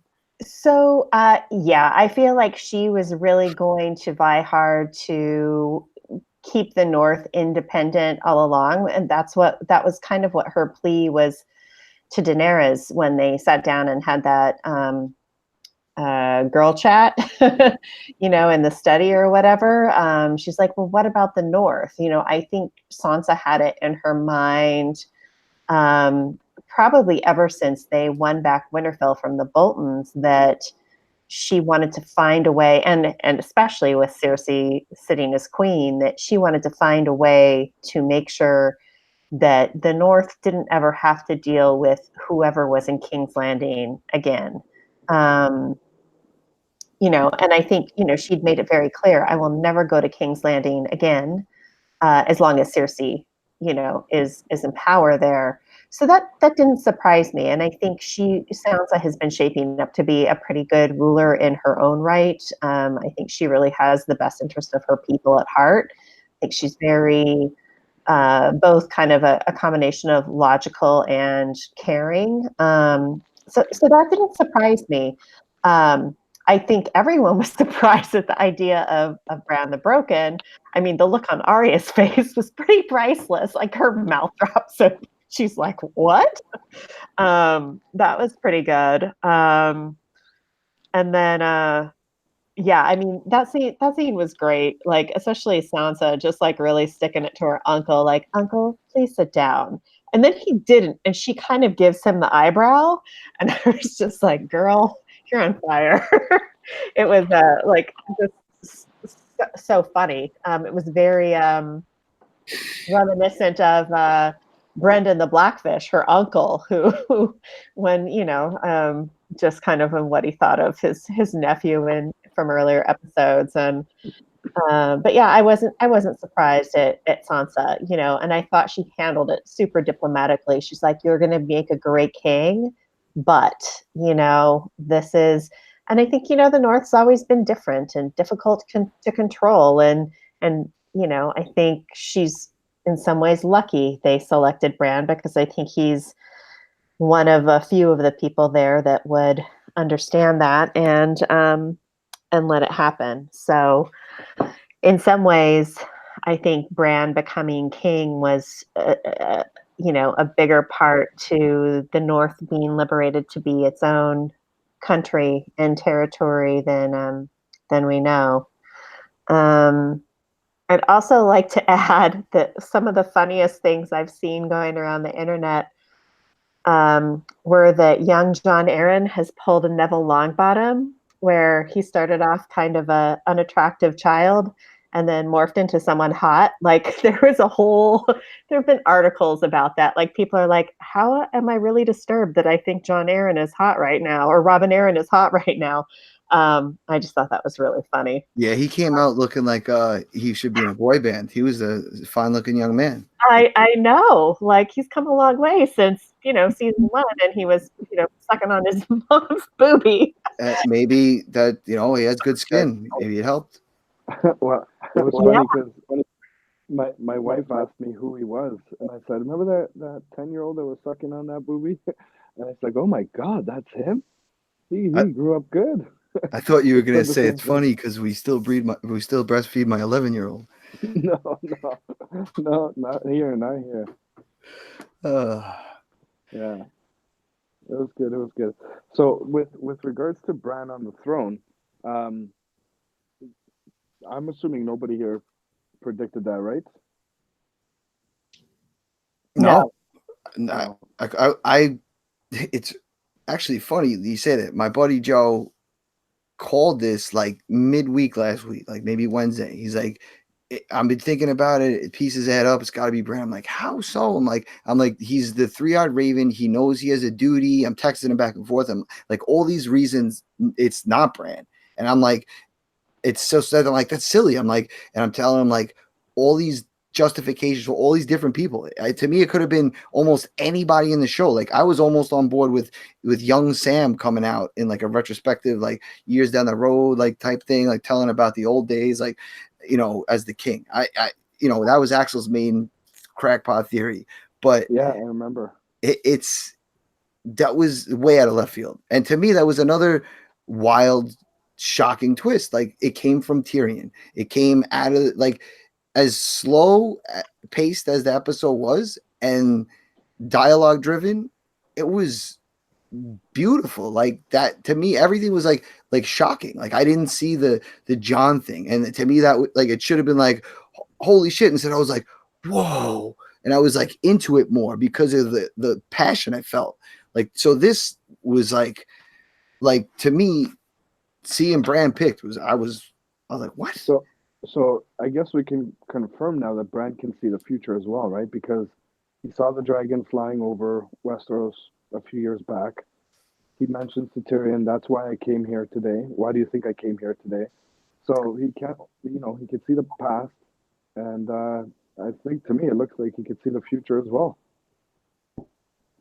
Yeah, why else would I come here? That's an awesome answer. Yeah, that was pretty. I was like, oh, Bran, you are one sly little devil. I did think it was funny when they were finally sitting around the table. He's like, oh, we have no master of whisperers. I'm like, can't you take care of all that and tune in to, your secret spidey senses and figure out what's happening with everyone? I took that in the sense that, Bran's character is not going to mingle with anything. Like he'll let everything play out the way it plays out, but he won't disrupt anything going forward type of thing. That's why I thought he couldn't be the king, like because he would be too passive with that. Like he wouldn't like make a decision. He'd say, "Well, what do you think we should do?" And that's to me bizarre. But the way Tyrion explained it, I was like, "Oh yeah, all right, yeah, makes sense. I'm on board." And I mean, while I don't live tweet ever, I don't like do that stuff, but like I jumped on Facebook and I wrote, "Yay!" I was like, "I'm in." A when he said that, "Yay!" A. I put A right on Facebook. Like that was I was so excited. Like I'm in for this because it was so exciting at that point. Yeah, it was definitely a good choice. I definitely enjoyed the outcome of it. Marcus, you like the new king or what? I like how it did. I mean, I have no problems with the ending. So I like I said earlier, I thought that they were going to go with democracy. The North was going to sue for independence, and then that's how I thought it was going to end. So when Sam stood up, I'm like, yes, guessed it. And then everyone laughed at him. I'm like, oh, okay. So we're doing this again. But like, given the choices, in a way, Tyrion was a lot of people's choices, and Tyrion was a very good choice, I think, looking at the show. So in a way, by choosing Bran and knowing that Bran, based off that one meeting that we saw, is going to delegate a lot of things and just chill out, I guess. I think it couldn't have ended better. I mean, like our good friends at the Joffrey Podcast always say, evil Uncle Tyrion just doesn't measure up. Yeah. So I mean, I can't think of like another character I would prefer, because in a way, I don't believe Jon, even though a lot of people had predicted him for the throne, I don't know if he actually wanted the throne. In a way, I think his ending going up north and being with Tormund and the Wildlings is almost what I thought he would have done regardless. Yeah, and that's another reason, that I think Jon shouldn't have been king. Like, I think there was almost like Bran, like he was very passive too. Like, he doesn't want to make hard decisions. He only made them when he had to, and he was never for that. He wanted to serve. All men must serve. Vala Magulis, Vala Daharis. So I don't know. I liked it. Jim, what do you think? You like our king? Yeah, absolutely, man. It was, like I said, it was a nice surprise, but it's one of those things where now that you've seen it, I personally can't unsee it. I don't know who else would go on there. Initially, I said I had a couple of different theories in a sense from last week that, Jon takes the throne, but then abdicates, heads out north. Tyrion marries Sansa and they roll together. But this totally makes sense. It seems like I can't see any other possibility going forward, just based on the fact that I cannot see it anymore. Yeah, and then when Sansa stepped in, I was like, oh, here we go, more conflict, and then the way it turned out, I feel like everybody got what they wanted. She's the queen in the north. She still has rule. She's happy that her people are free. But like going back to Bran a little bit, what you said, Marcus, about wanting democracy, as soon as Sam said that, I was like, holy shit, like this is gonna happen. Like, it was kind of a far off thing a lot of people wanted, and like it would have made sense. But I do feel that as much as they laughed it off, the way they're setting this up, that they're gonna come together and choose, is gonna be a sort of democracy. They're like almost like, I guess, like a small parliament, like right now, but like they'll maybe the next step up, they'll be so evolved that, because from what we know, the 3-eyed raven lives a long time. So if Bran actually does this and he's unopposed by any evil forces, he should live a long time, well past his whole council.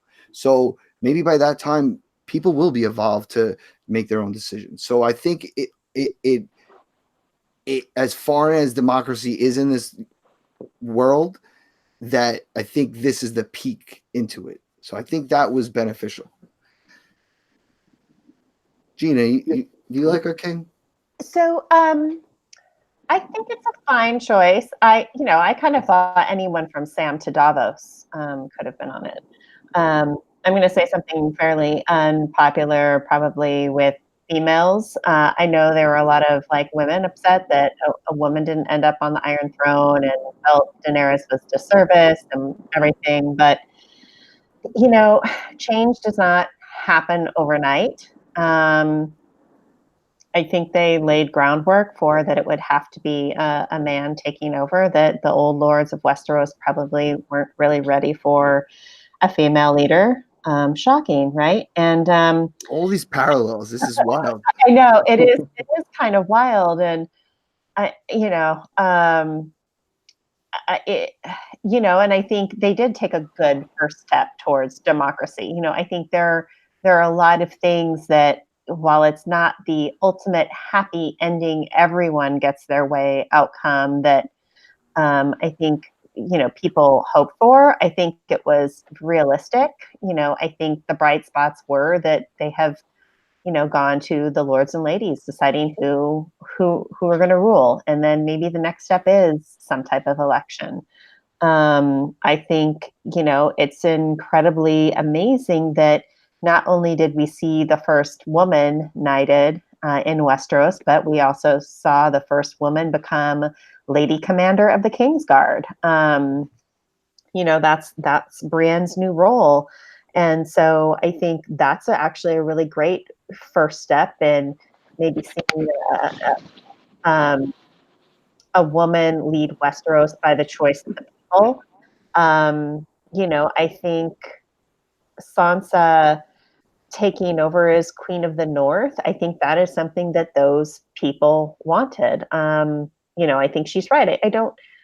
They might have been happy that a Stark was ruling, but I think they probably wanted their independence from the Seven Kingdoms more than they wanted to see a Stark on the Iron Throne. So, I think there were some important first steps made for Westeros as a society and a political entity and everything. So I have a quick question. Right? When they used to say the Seven Kingdoms, they included Dorne or they didn't? Wasn't Dorne, didn't they pull out of that, all that?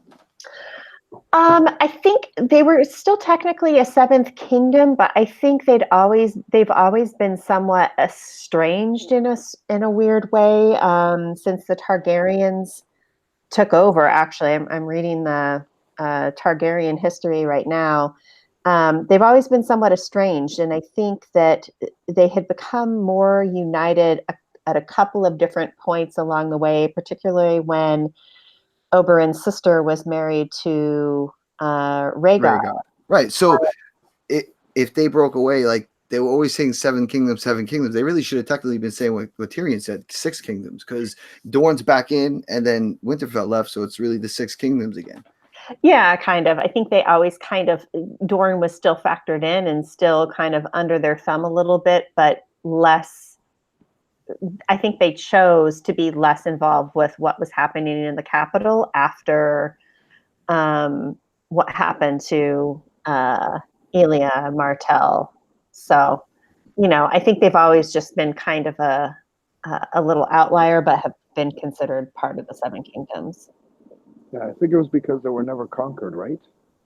No dragons. They never were. Yeah, they never were conquered.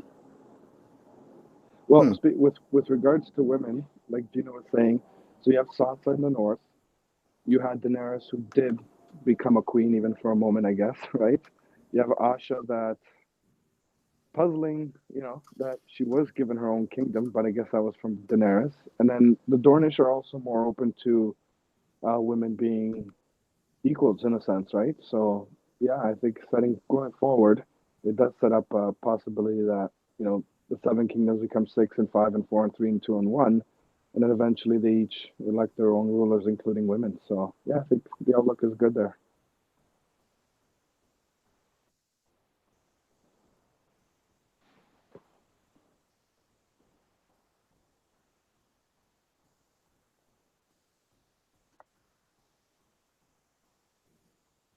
Did we lose Tim? I'm thinking maybe we did. Oh. He's muted. Oh. He muted himself accidentally. Hey, Tim, you got to come back. Tim, maybe he had to take a water break. Possibly. That's why you got to get adult diapers.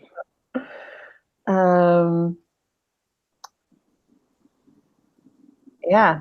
Oh, I feel lost without him. What's happening? I know, he was kind of guiding us along.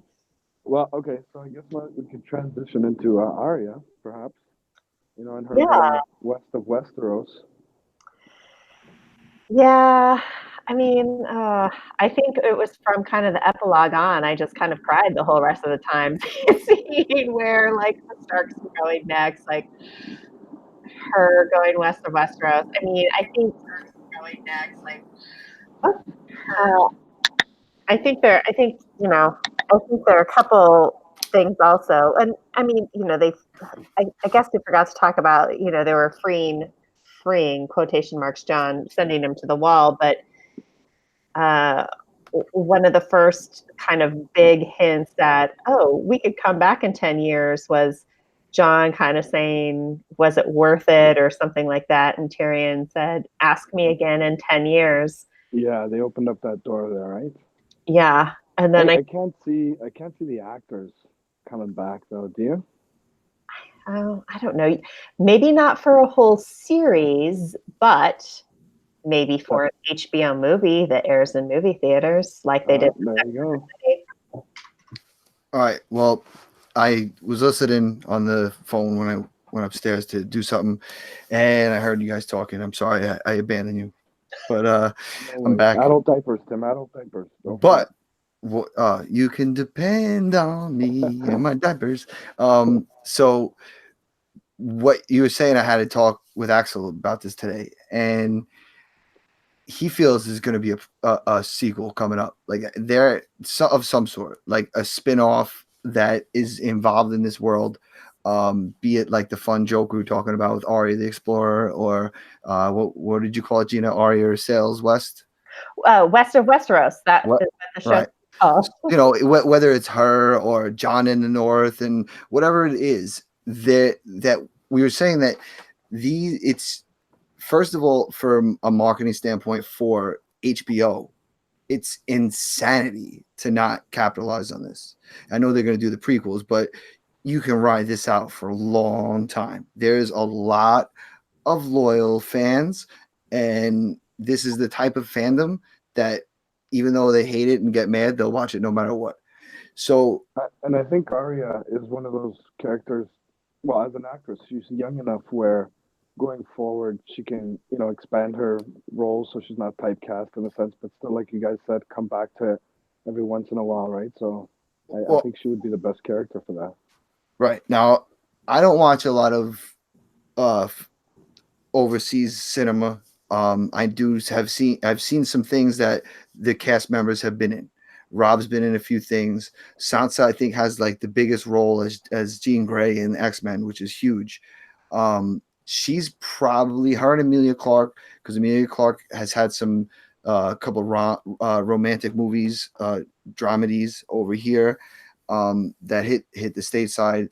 That I think she's pretty big. But my point to Axel is, I don't think most of the cast has enough to support a blockbuster, which is what a lot of studios want to make. They want a big hero movie. They want a big thing where they can promote this next chapter from this actor actress's career, bootstrapped from this Game of Thrones. But I think that together they make a phenomenal cast, and it works that well. I think a lot of them will have to take lesser roles, depending on what kind of roles. I don't see them, like Davos. I can't see him being in something like other than a period piece, like, and he's up there. Maybe, I just like, I feel like there's room for the money and the steady work for these actors and actresses to want to come back to this, for this to be the smarter move. So, I mean, let's hope so. Yeah, that's like the hope I have, and it kind of makes sense. I would love to see them all, succeed. I'm not trying to hold anybody back, but it's just a feeling I have. Yeah, absolutely. I think it's one of those things where a series this long, it's hard for them to break out of that typecast, right? And besides John, well, I guess ultimately the three Starks left. Well, Bran too, I guess, but Sansa, I can't see too much happening there in the north going forward, so I don't see anything happening there. But other than John and Arya, I can't really see anybody leading a new series, right?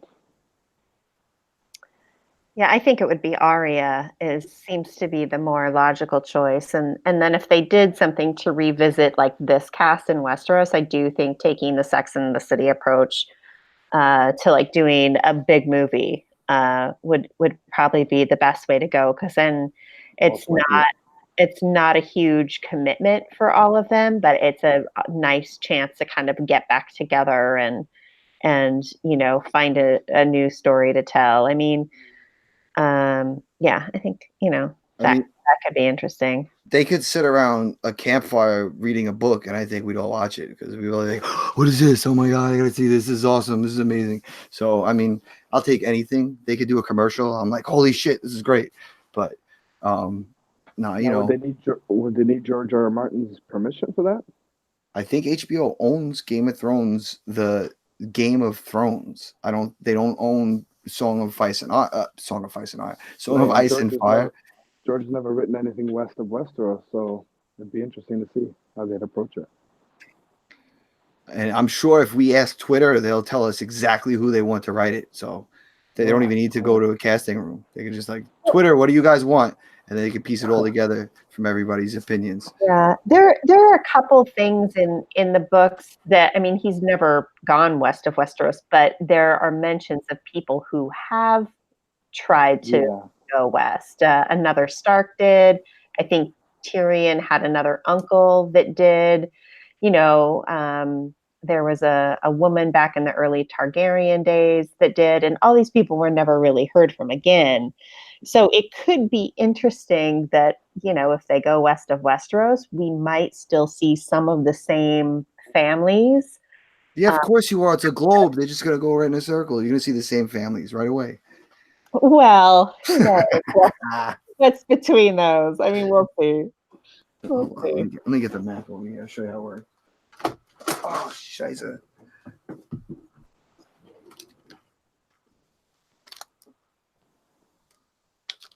I mean, the myth of that is anyone that sailed west has never been heard from again. So I don't know that anyone has successfully circumnavigated. They found paradise. Look, see? Maybe. This is it, right? And then if you make it like a cylinder, right?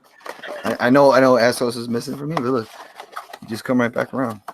But that's pretty small, and supposedly George says their planet is larger than Earth is. Unless he's a part of the Flat Earth Society and Flat Planetos Society, that's a whole different ballgame.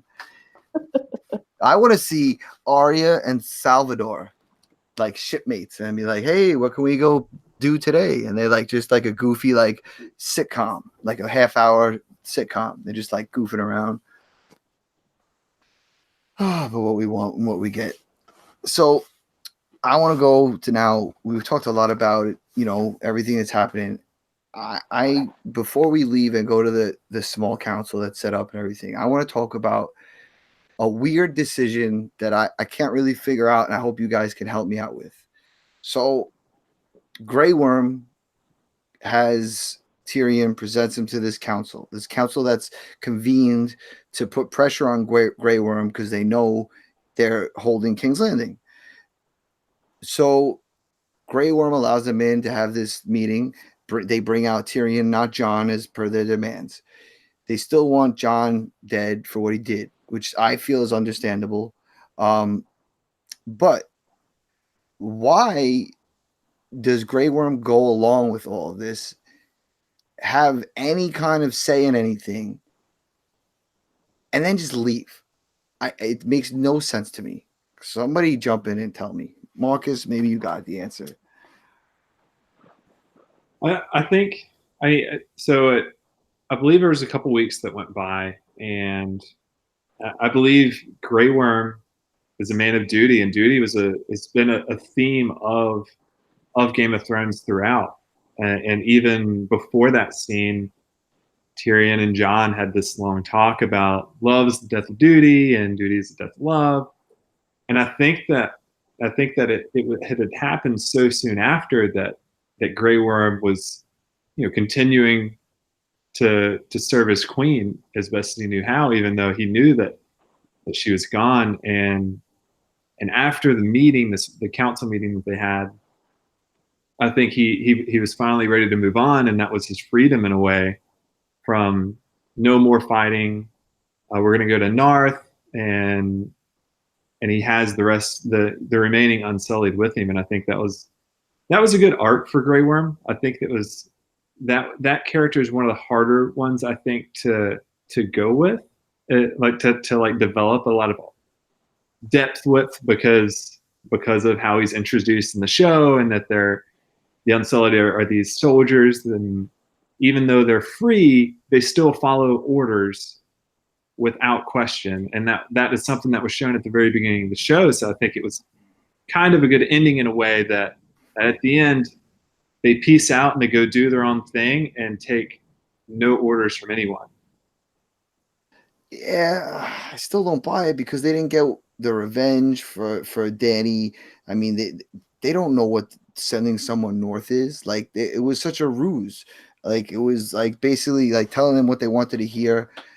I just I felt like they were more ruthless than that. Even the Dothraki, like if they found out what Grey Worm knew, that obviously they all found out because Jon's locked up. Why didn't the Dothraki go nuts? Gina, help me out. I mean, well, I think I think this is where some of the rush to get to the end comes into play. Like, I think you're right. It doesn't necessarily make sense. I don't think the writers necessarily saw it through. It is hard for me to kind of think how they finally convinced Grey Worm in the end to back off and take his people elsewhere. I mean, maybe I think initially when Missandei was still alive, they were going to leave this place anyway. And, maybe, and we didn't see it, he came to the realization, like, you know what, this isn't a place I belong. And it's not a place I was going to stay, even if Daenerys had continued to, had lived and was going to rule. He had no intention of staying. And he was, he told Missandei he would take the Unsullied to Narth to protect them. And so maybe he figured, at least I know that there was one person from Narth that loved me once, and maybe I'll go there and just continue to serve her memory and protect her people. I don't know.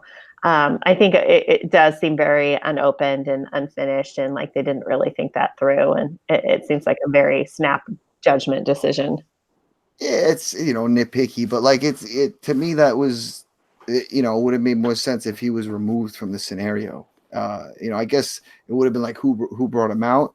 But if Grey Worm would have just brought him out and like didn't seem so authoritative, then it would have made more sense. But instead, he seemed like, you all listen to me. Like we'll fight you back. And then it was just like, all right, no problem. We'll just leave. It just that maybe was a little flat and unsatisfying for me.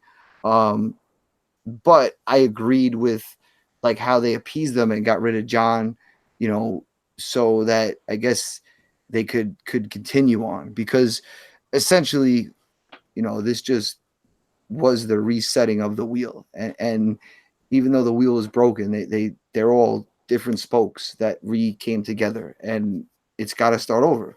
And that's how, we like to think sometimes like certain in our own world, a country, a county, your local government, a foreign government is bad, and we see certain things are bad, and we're like, well, why can't they they just do this when we're looking from afar? But when you're in it, you can't just shut down. Like, it's like we say, why is there road work every day? Why do they got to do this and close one lane? Why can't they shut the whole highway down? They can't do that, because if they shut the whole thing down, nobody can move. So they got to do a little bit. So with the government, you can't just axe it all. Dany wanted to just cripple it all. Essentially, it's not possible. So that's why they had to just kind of come up with enhancements and tweak it, and seeing this birth of democracy. And I feel like that was the final like message of the whole series to me, was that like everything's the same in the end, but as much as it's the same, it needs to be changed, and you have to just adapt and keep things slow moving, and you can't abruptly change everything. And that's was my overall take of this series. And quickly on the Grey Worm situation, also important to remember that they're under a siege more or less right now, right? So I think from his point of view, the Unsullied are more or less freedmen, right? Since Daenerys freed everybody and they volunteered to be there, and he had to come up with some kind of compromise to end up going to North to kind of hold up that last wish of Missandei there. So I don't know. To me, it makes sense. He just compromised in a way where he can get out safely, fulfill his girlfriend's last wish, and everybody gets what they want. Well, I like what you said. If you would have told them, take out this Tyrion digging up his brother's hand scene and put this in, I would have been satisfied. Yeah. All right. So we're getting close to the end, and the end gave us these beautiful, beautiful send-offs. And I want to just toss it around. We'll go from last caller to the first caller, and I want to start with Marcus. And tell me anything you loved, liked, disliked in these send-offs. I think the crowning of Sansa was a really powerful moment, and how she stood up for the North, even when Bran, her own brother, was going to be king of the Seven Kingdoms, now 6. I think that was my favorite moment. And I guess one thing I am curious about was Jon petting the wolf actually in there like the whole time, or did they freak out at all the backlash in episode 4 and be like, hey, kid, you got to come back and we got to like CGI you with this wolf real quick. Absolutely impossible to get that whole scene redone like that. There's no way.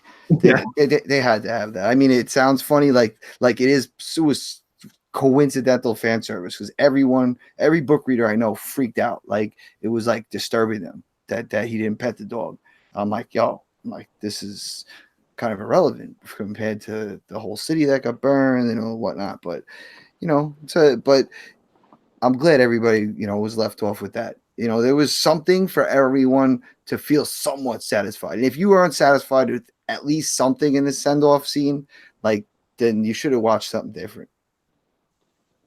Yeah, I agree 100%. I think I don't think that, like, the people that I guess were not impressed with the show by any stretch, or like the last episode, I guess I'm kind of surprised. I mean, it's definitely not the craziest ending I've ever seen, but in a way it's kind of a perfect ending, because similar to how Game of Thrones has been since day one, is that it doesn't give you everything you want. And that's why, at least I've enjoyed watching it so much, is that this was about as happy of an ending as I think they could have given. Like, nothing too crazy happened. Right, and if we've been following along the trend of the show and the patterns they've been laying out, it was kind of fit the piece. Like, it fit right in. Yeah, for sure. Right on. Jimbo, what do you think? Wait. Well, I said, let's take that back. Go ahead. Let's go to Gina. Oh, I did say Gina. I mean, I cried for the whole rest of the end, because it was it's like we're saying goodbye to these characters that we've really grown to love. And, I was super excited for Arya. I think that's like the most kind of, promising, and, kind of, ooh, what's going to happen to her? Because I think, there's definitely the most kind of possibility for a story. And I kind of think back to Sandor telling her, revenge is not a life. Like, go have a life. And she's going to go have a life. She's going to go explore. And I think that's awesome. When Jon left Winterfell that time and did not say goodbye to his dog, and was, he was saying goodbye to Sam and Tormund in a way that I'm like, he's either going to die or he's going to end up back in the North at the end of this all. And I'm glad it was the latter. I think, Tormund said, you've got the real North in you. I think, Tormund knew that probably in Jon's heart, he wanted to be maybe not necessarily at the Wall, but that he was his, kind of most true self up in the north during the time he spent with the wildlings. And, it seems that's where he's going to go next. And then, Sansa, that was an amazing scene, and her gown, like everyone's going crazy over that with the weirwood leaves on it. It was a really nice, stunning scene. I think to just see her get the accolades and her coronation Queen of the North, and people are making all sorts of ties to it, to Queen Elizabeth the first coronation, and they both have red hair. They wore it down. It was kind of very similar. But no, I thought it was a nice way to say goodbye, and I pretty much bawled that whole last 15 minutes or so. It was beautiful. I loved it. I mean, I didn't cry per se, but I felt so satisfied. Everybody got something, and it was the right people. There was one person I didn't feel belonged, but before I get to my say, I want to hear what Jim has to say. Yeah, I think the ending just wrapped everything up nicely for all the characters, and specifically for the Starks. We talked a little bit about it earlier. Arya going west is exactly what our character would want to do, right? Explore and have adventure and see new things, and not go back to Winterfell in a sense. With Sansa, yeah, like Marcus was saying, it was very powerful to see her finally get the Queen of the North title, and it was touching. And when she put on that gown and I saw the red leaves on the inside, for a quick moment there, I thought she was getting married, because I thought when she married Ramsay, they put on a gown similar to her with the weirwood leaves there. So I thought we were going to see some kind of union between two big houses. But yeah, it was a good moment. And then with Jon, the show opened with Rangers walking out the door, first episode, first scene, and it finished the same way with Rangers, or I guess Jon, walking out the door from the wall, and it was just a perfect circle, right? This is exactly the reason. what I thought. The reason you get a bottle like this. This is, see, you're the man, Jim. You've been doing this. I've been on the same call with you many, many times back when the Matt days through this show, and that's right there. Like, I didn't even think of that. That's so brilliant. I love that. Exactly. Oh man, you're the man. Thank you. That makes me feel better, even more. Yeah, but I felt for Jon though, like kind of completing his whole story from the beginning to the end. It almost felt like he was a pawn in everybody else's game, right? Including in this last piece. Remember, he was traded away in a sense for Bran becoming king. And it was kind of fitting that, he started being a nobody, a bastard, unwanted, and in the end, same thing. They sent him away. And I'm not even sure if Varys's letters got out by the look of how everybody reacted. He's right back where he started, pretty much, right? Yeah, no one said the other name at all in any reference to anything. Yeah, so I'm not sure those letters made their way out. But it really didn't matter, because I think all that lineage shit is over. Doesn't they're gonna choose now, and whoever you are, it doesn't matter if you get there and somehow you're accepted. That's what it is. But no, I loved it. Do you mind if I read the Azor Ahai thing? Yeah, real quick before you do that, I just want to say a couple of things. Okay. So just quickly, I'm going to change a couple of quick. Oh, sorry, you want? No, I want to say something real quick. Yeah, no, you take your time. Go ahead, man. One thing that bothered me, as much as he's been probably my top 5 favorite character in the whole series throughout the entire run, Bronn was so out of place this episode. It irked me. That and Grey Worm, but Grey Worm not as much as Bronn. Bronn it was too ridiculous that he was there. I could have seen him being a High Lord, but not Master of Coin. And then like jumping in when he asks where the dragon is, and Sam says, "Well, that's been seen," and he goes, "Oh, I'd rather not see it." Like, weird shit. Like, that took me out of it. I don't need to dwell on it, but I had to get it out. But what I did love was Jon's ending. A lot of people in a couple Facebook groups I'm in really didn't like it. we're talking about very like, I guess coming from like the machismo tough guy angle, and like Jon should have been king, the male dominant ruler, and this and that. And to me, he didn't convey any of that. Like he conveyed more of the, like you said, he belonged in the North, and he earned their respect from what he did, not from trying to fight his way and take it. And that was more like the right send off for Jon's emotional state. Like he didn't need to go in there and battle somebody again. He got there and he had already earned the respect of the northern wildlings. Like how much better is that to rule them, and not rule, but even just be with them? Hey, who knows if he's ruling? To me, that was a beautiful, beautiful send off.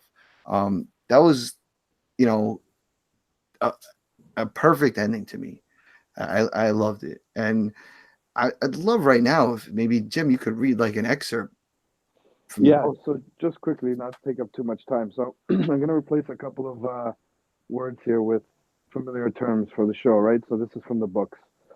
So it says, darkness lay over the world, and a hero, let's call him Jon Snow, was chosen to fight against it, to fight the darkness. Jon Snow needed to forge a hero sword. He labored for 30 days and 30 nights until it was done. However, when he went to temper it in water, the sword broke, and he was not one to give up easily, so he started over. So I think there the water can be replaced with White Walkers, right? So he fought the White Walkers, and it didn't end the story. The second time, it took 50 days and 50 nights to make the sword even better than the first. To temper it this time, he captured a lion and drove the sword into its heart, but once more the steel shattered. That's the Lannisters. He helped kill the Lannisters, right? Take them off the throne.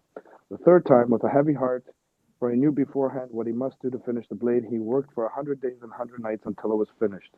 This time he called his wife, let's say Daenerys Targaryen, and asked her to bare her breast. He drove his sword into her living heart. Her soul, combining with the steel of the sword, created Lightbringer, the red sword of heroes. Her blood, soul, strength, and courage went into the steel of the sword, creating Lightbringer. And following this sacrifice, Lightbringer was as warm as Daenerys Targaryen had been in life. Once Jon Snow fought a monster. When he thrust the sword through the belly of the beast, its blood began to boil. Smoke and steam poured from its mouth, its eyes melted and dribbled down its cheeks, and its body burst into flames. That last part, I think, is after he killed Daenerys.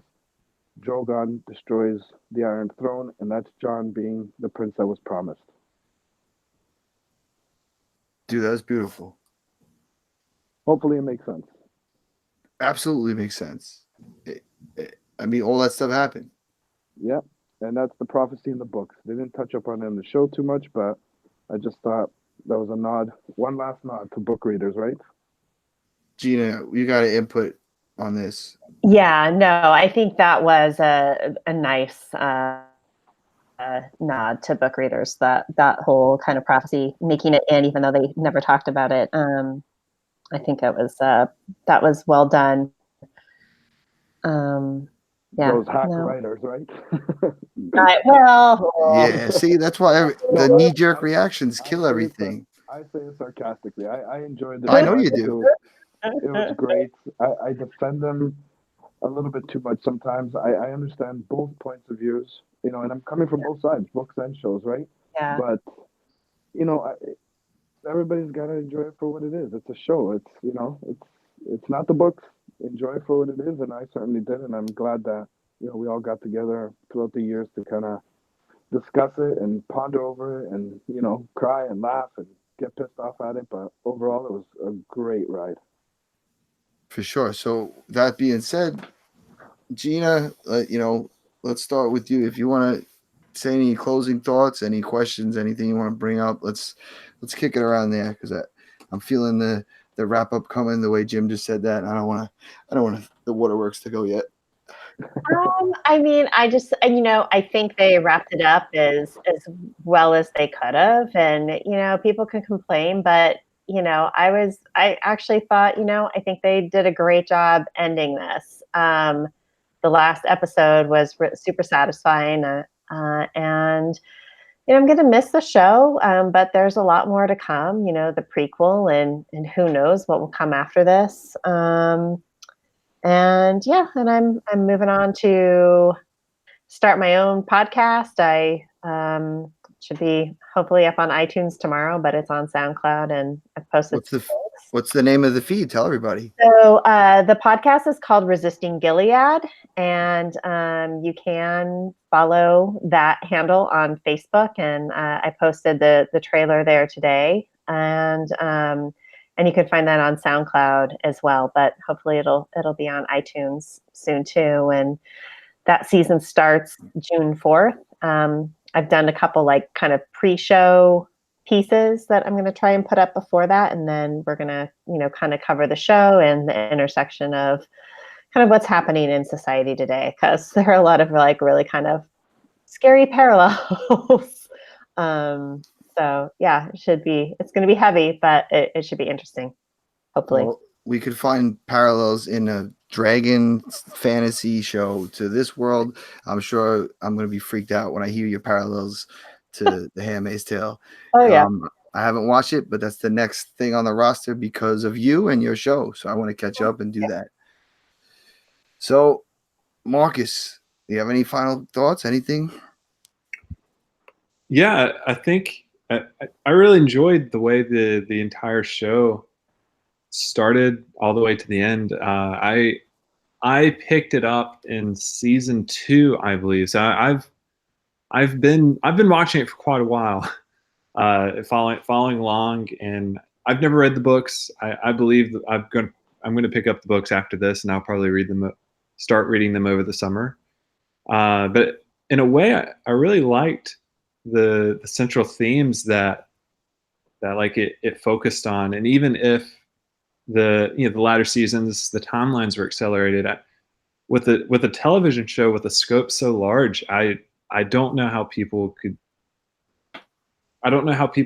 really critique it and say it could be done better, because taking multiple books and actually going past the books within 8 seasons, which is, I think it was roughly 75 hours of film on television. I mean, it's what they've been able to accomplish is pretty amazing. And I like how the last season it focused on pretty much 2 core concepts. The first is how humans can unite to overcome evil, which is the Night King. And I kind of like how, just in the middle of the season, we had all this build up around it, and everyone united together to defeat evil, and then we were right back to fighting each other.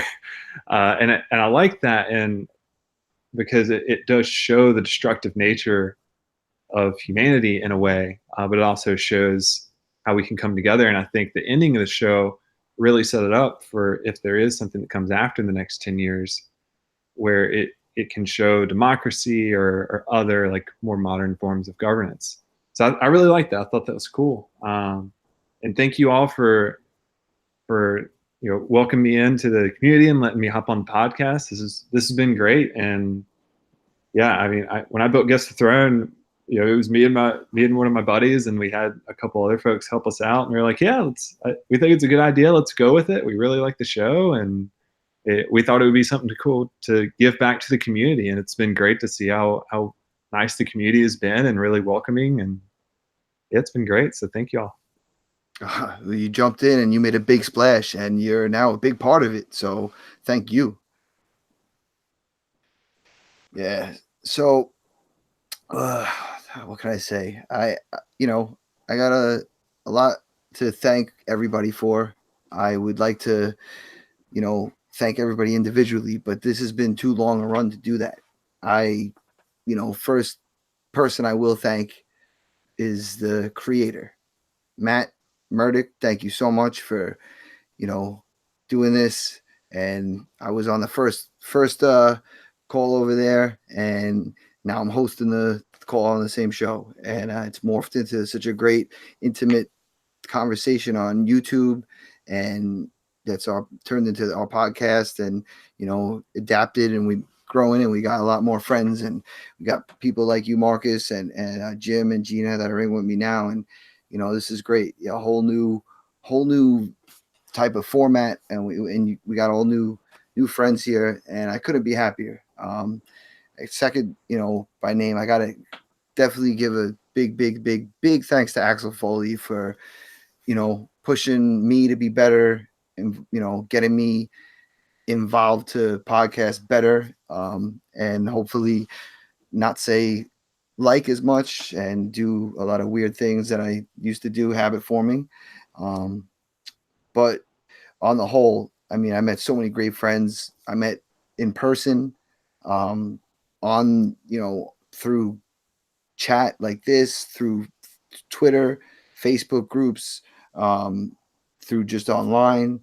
And, it's just been a great ride. I've really enjoyed the show. As much as we nitpick little tiny things, this whole podcast has really been so positive about the show. All tonight, we've been barely had any complaints. We've been saying such great things. We've been in such a good headspace. I feel like we all are leaving in a good place with the show. It was a great ride. The fan base has been phenomenal. I just can't say enough of how much I enjoyed my time chatting with you all on here. Anybody who's been on, anybody who's been in the chats, it's just been great. And I'm, at a real loss for words, I guess, now, because I could just keep going on about how great it is. And I probably said great like 100 times, and it is great. But thank you all. Thanks, Gina. Jim, thanks for being here so long. Marcus, thanks for being here. I know Axel wants to thank you all for coming, spending your time with us. And look for us, DVRPodcast.com. We're going to be doing other shows. Axel's going to be covering Big Little Lies with Jenny. Westworld is on its way. If you guys haven't seen that was a great preview. Oh my gosh, we have the Westworld Theory cast. We're going to blow it up huge. And The Watchmen. Oh yeah.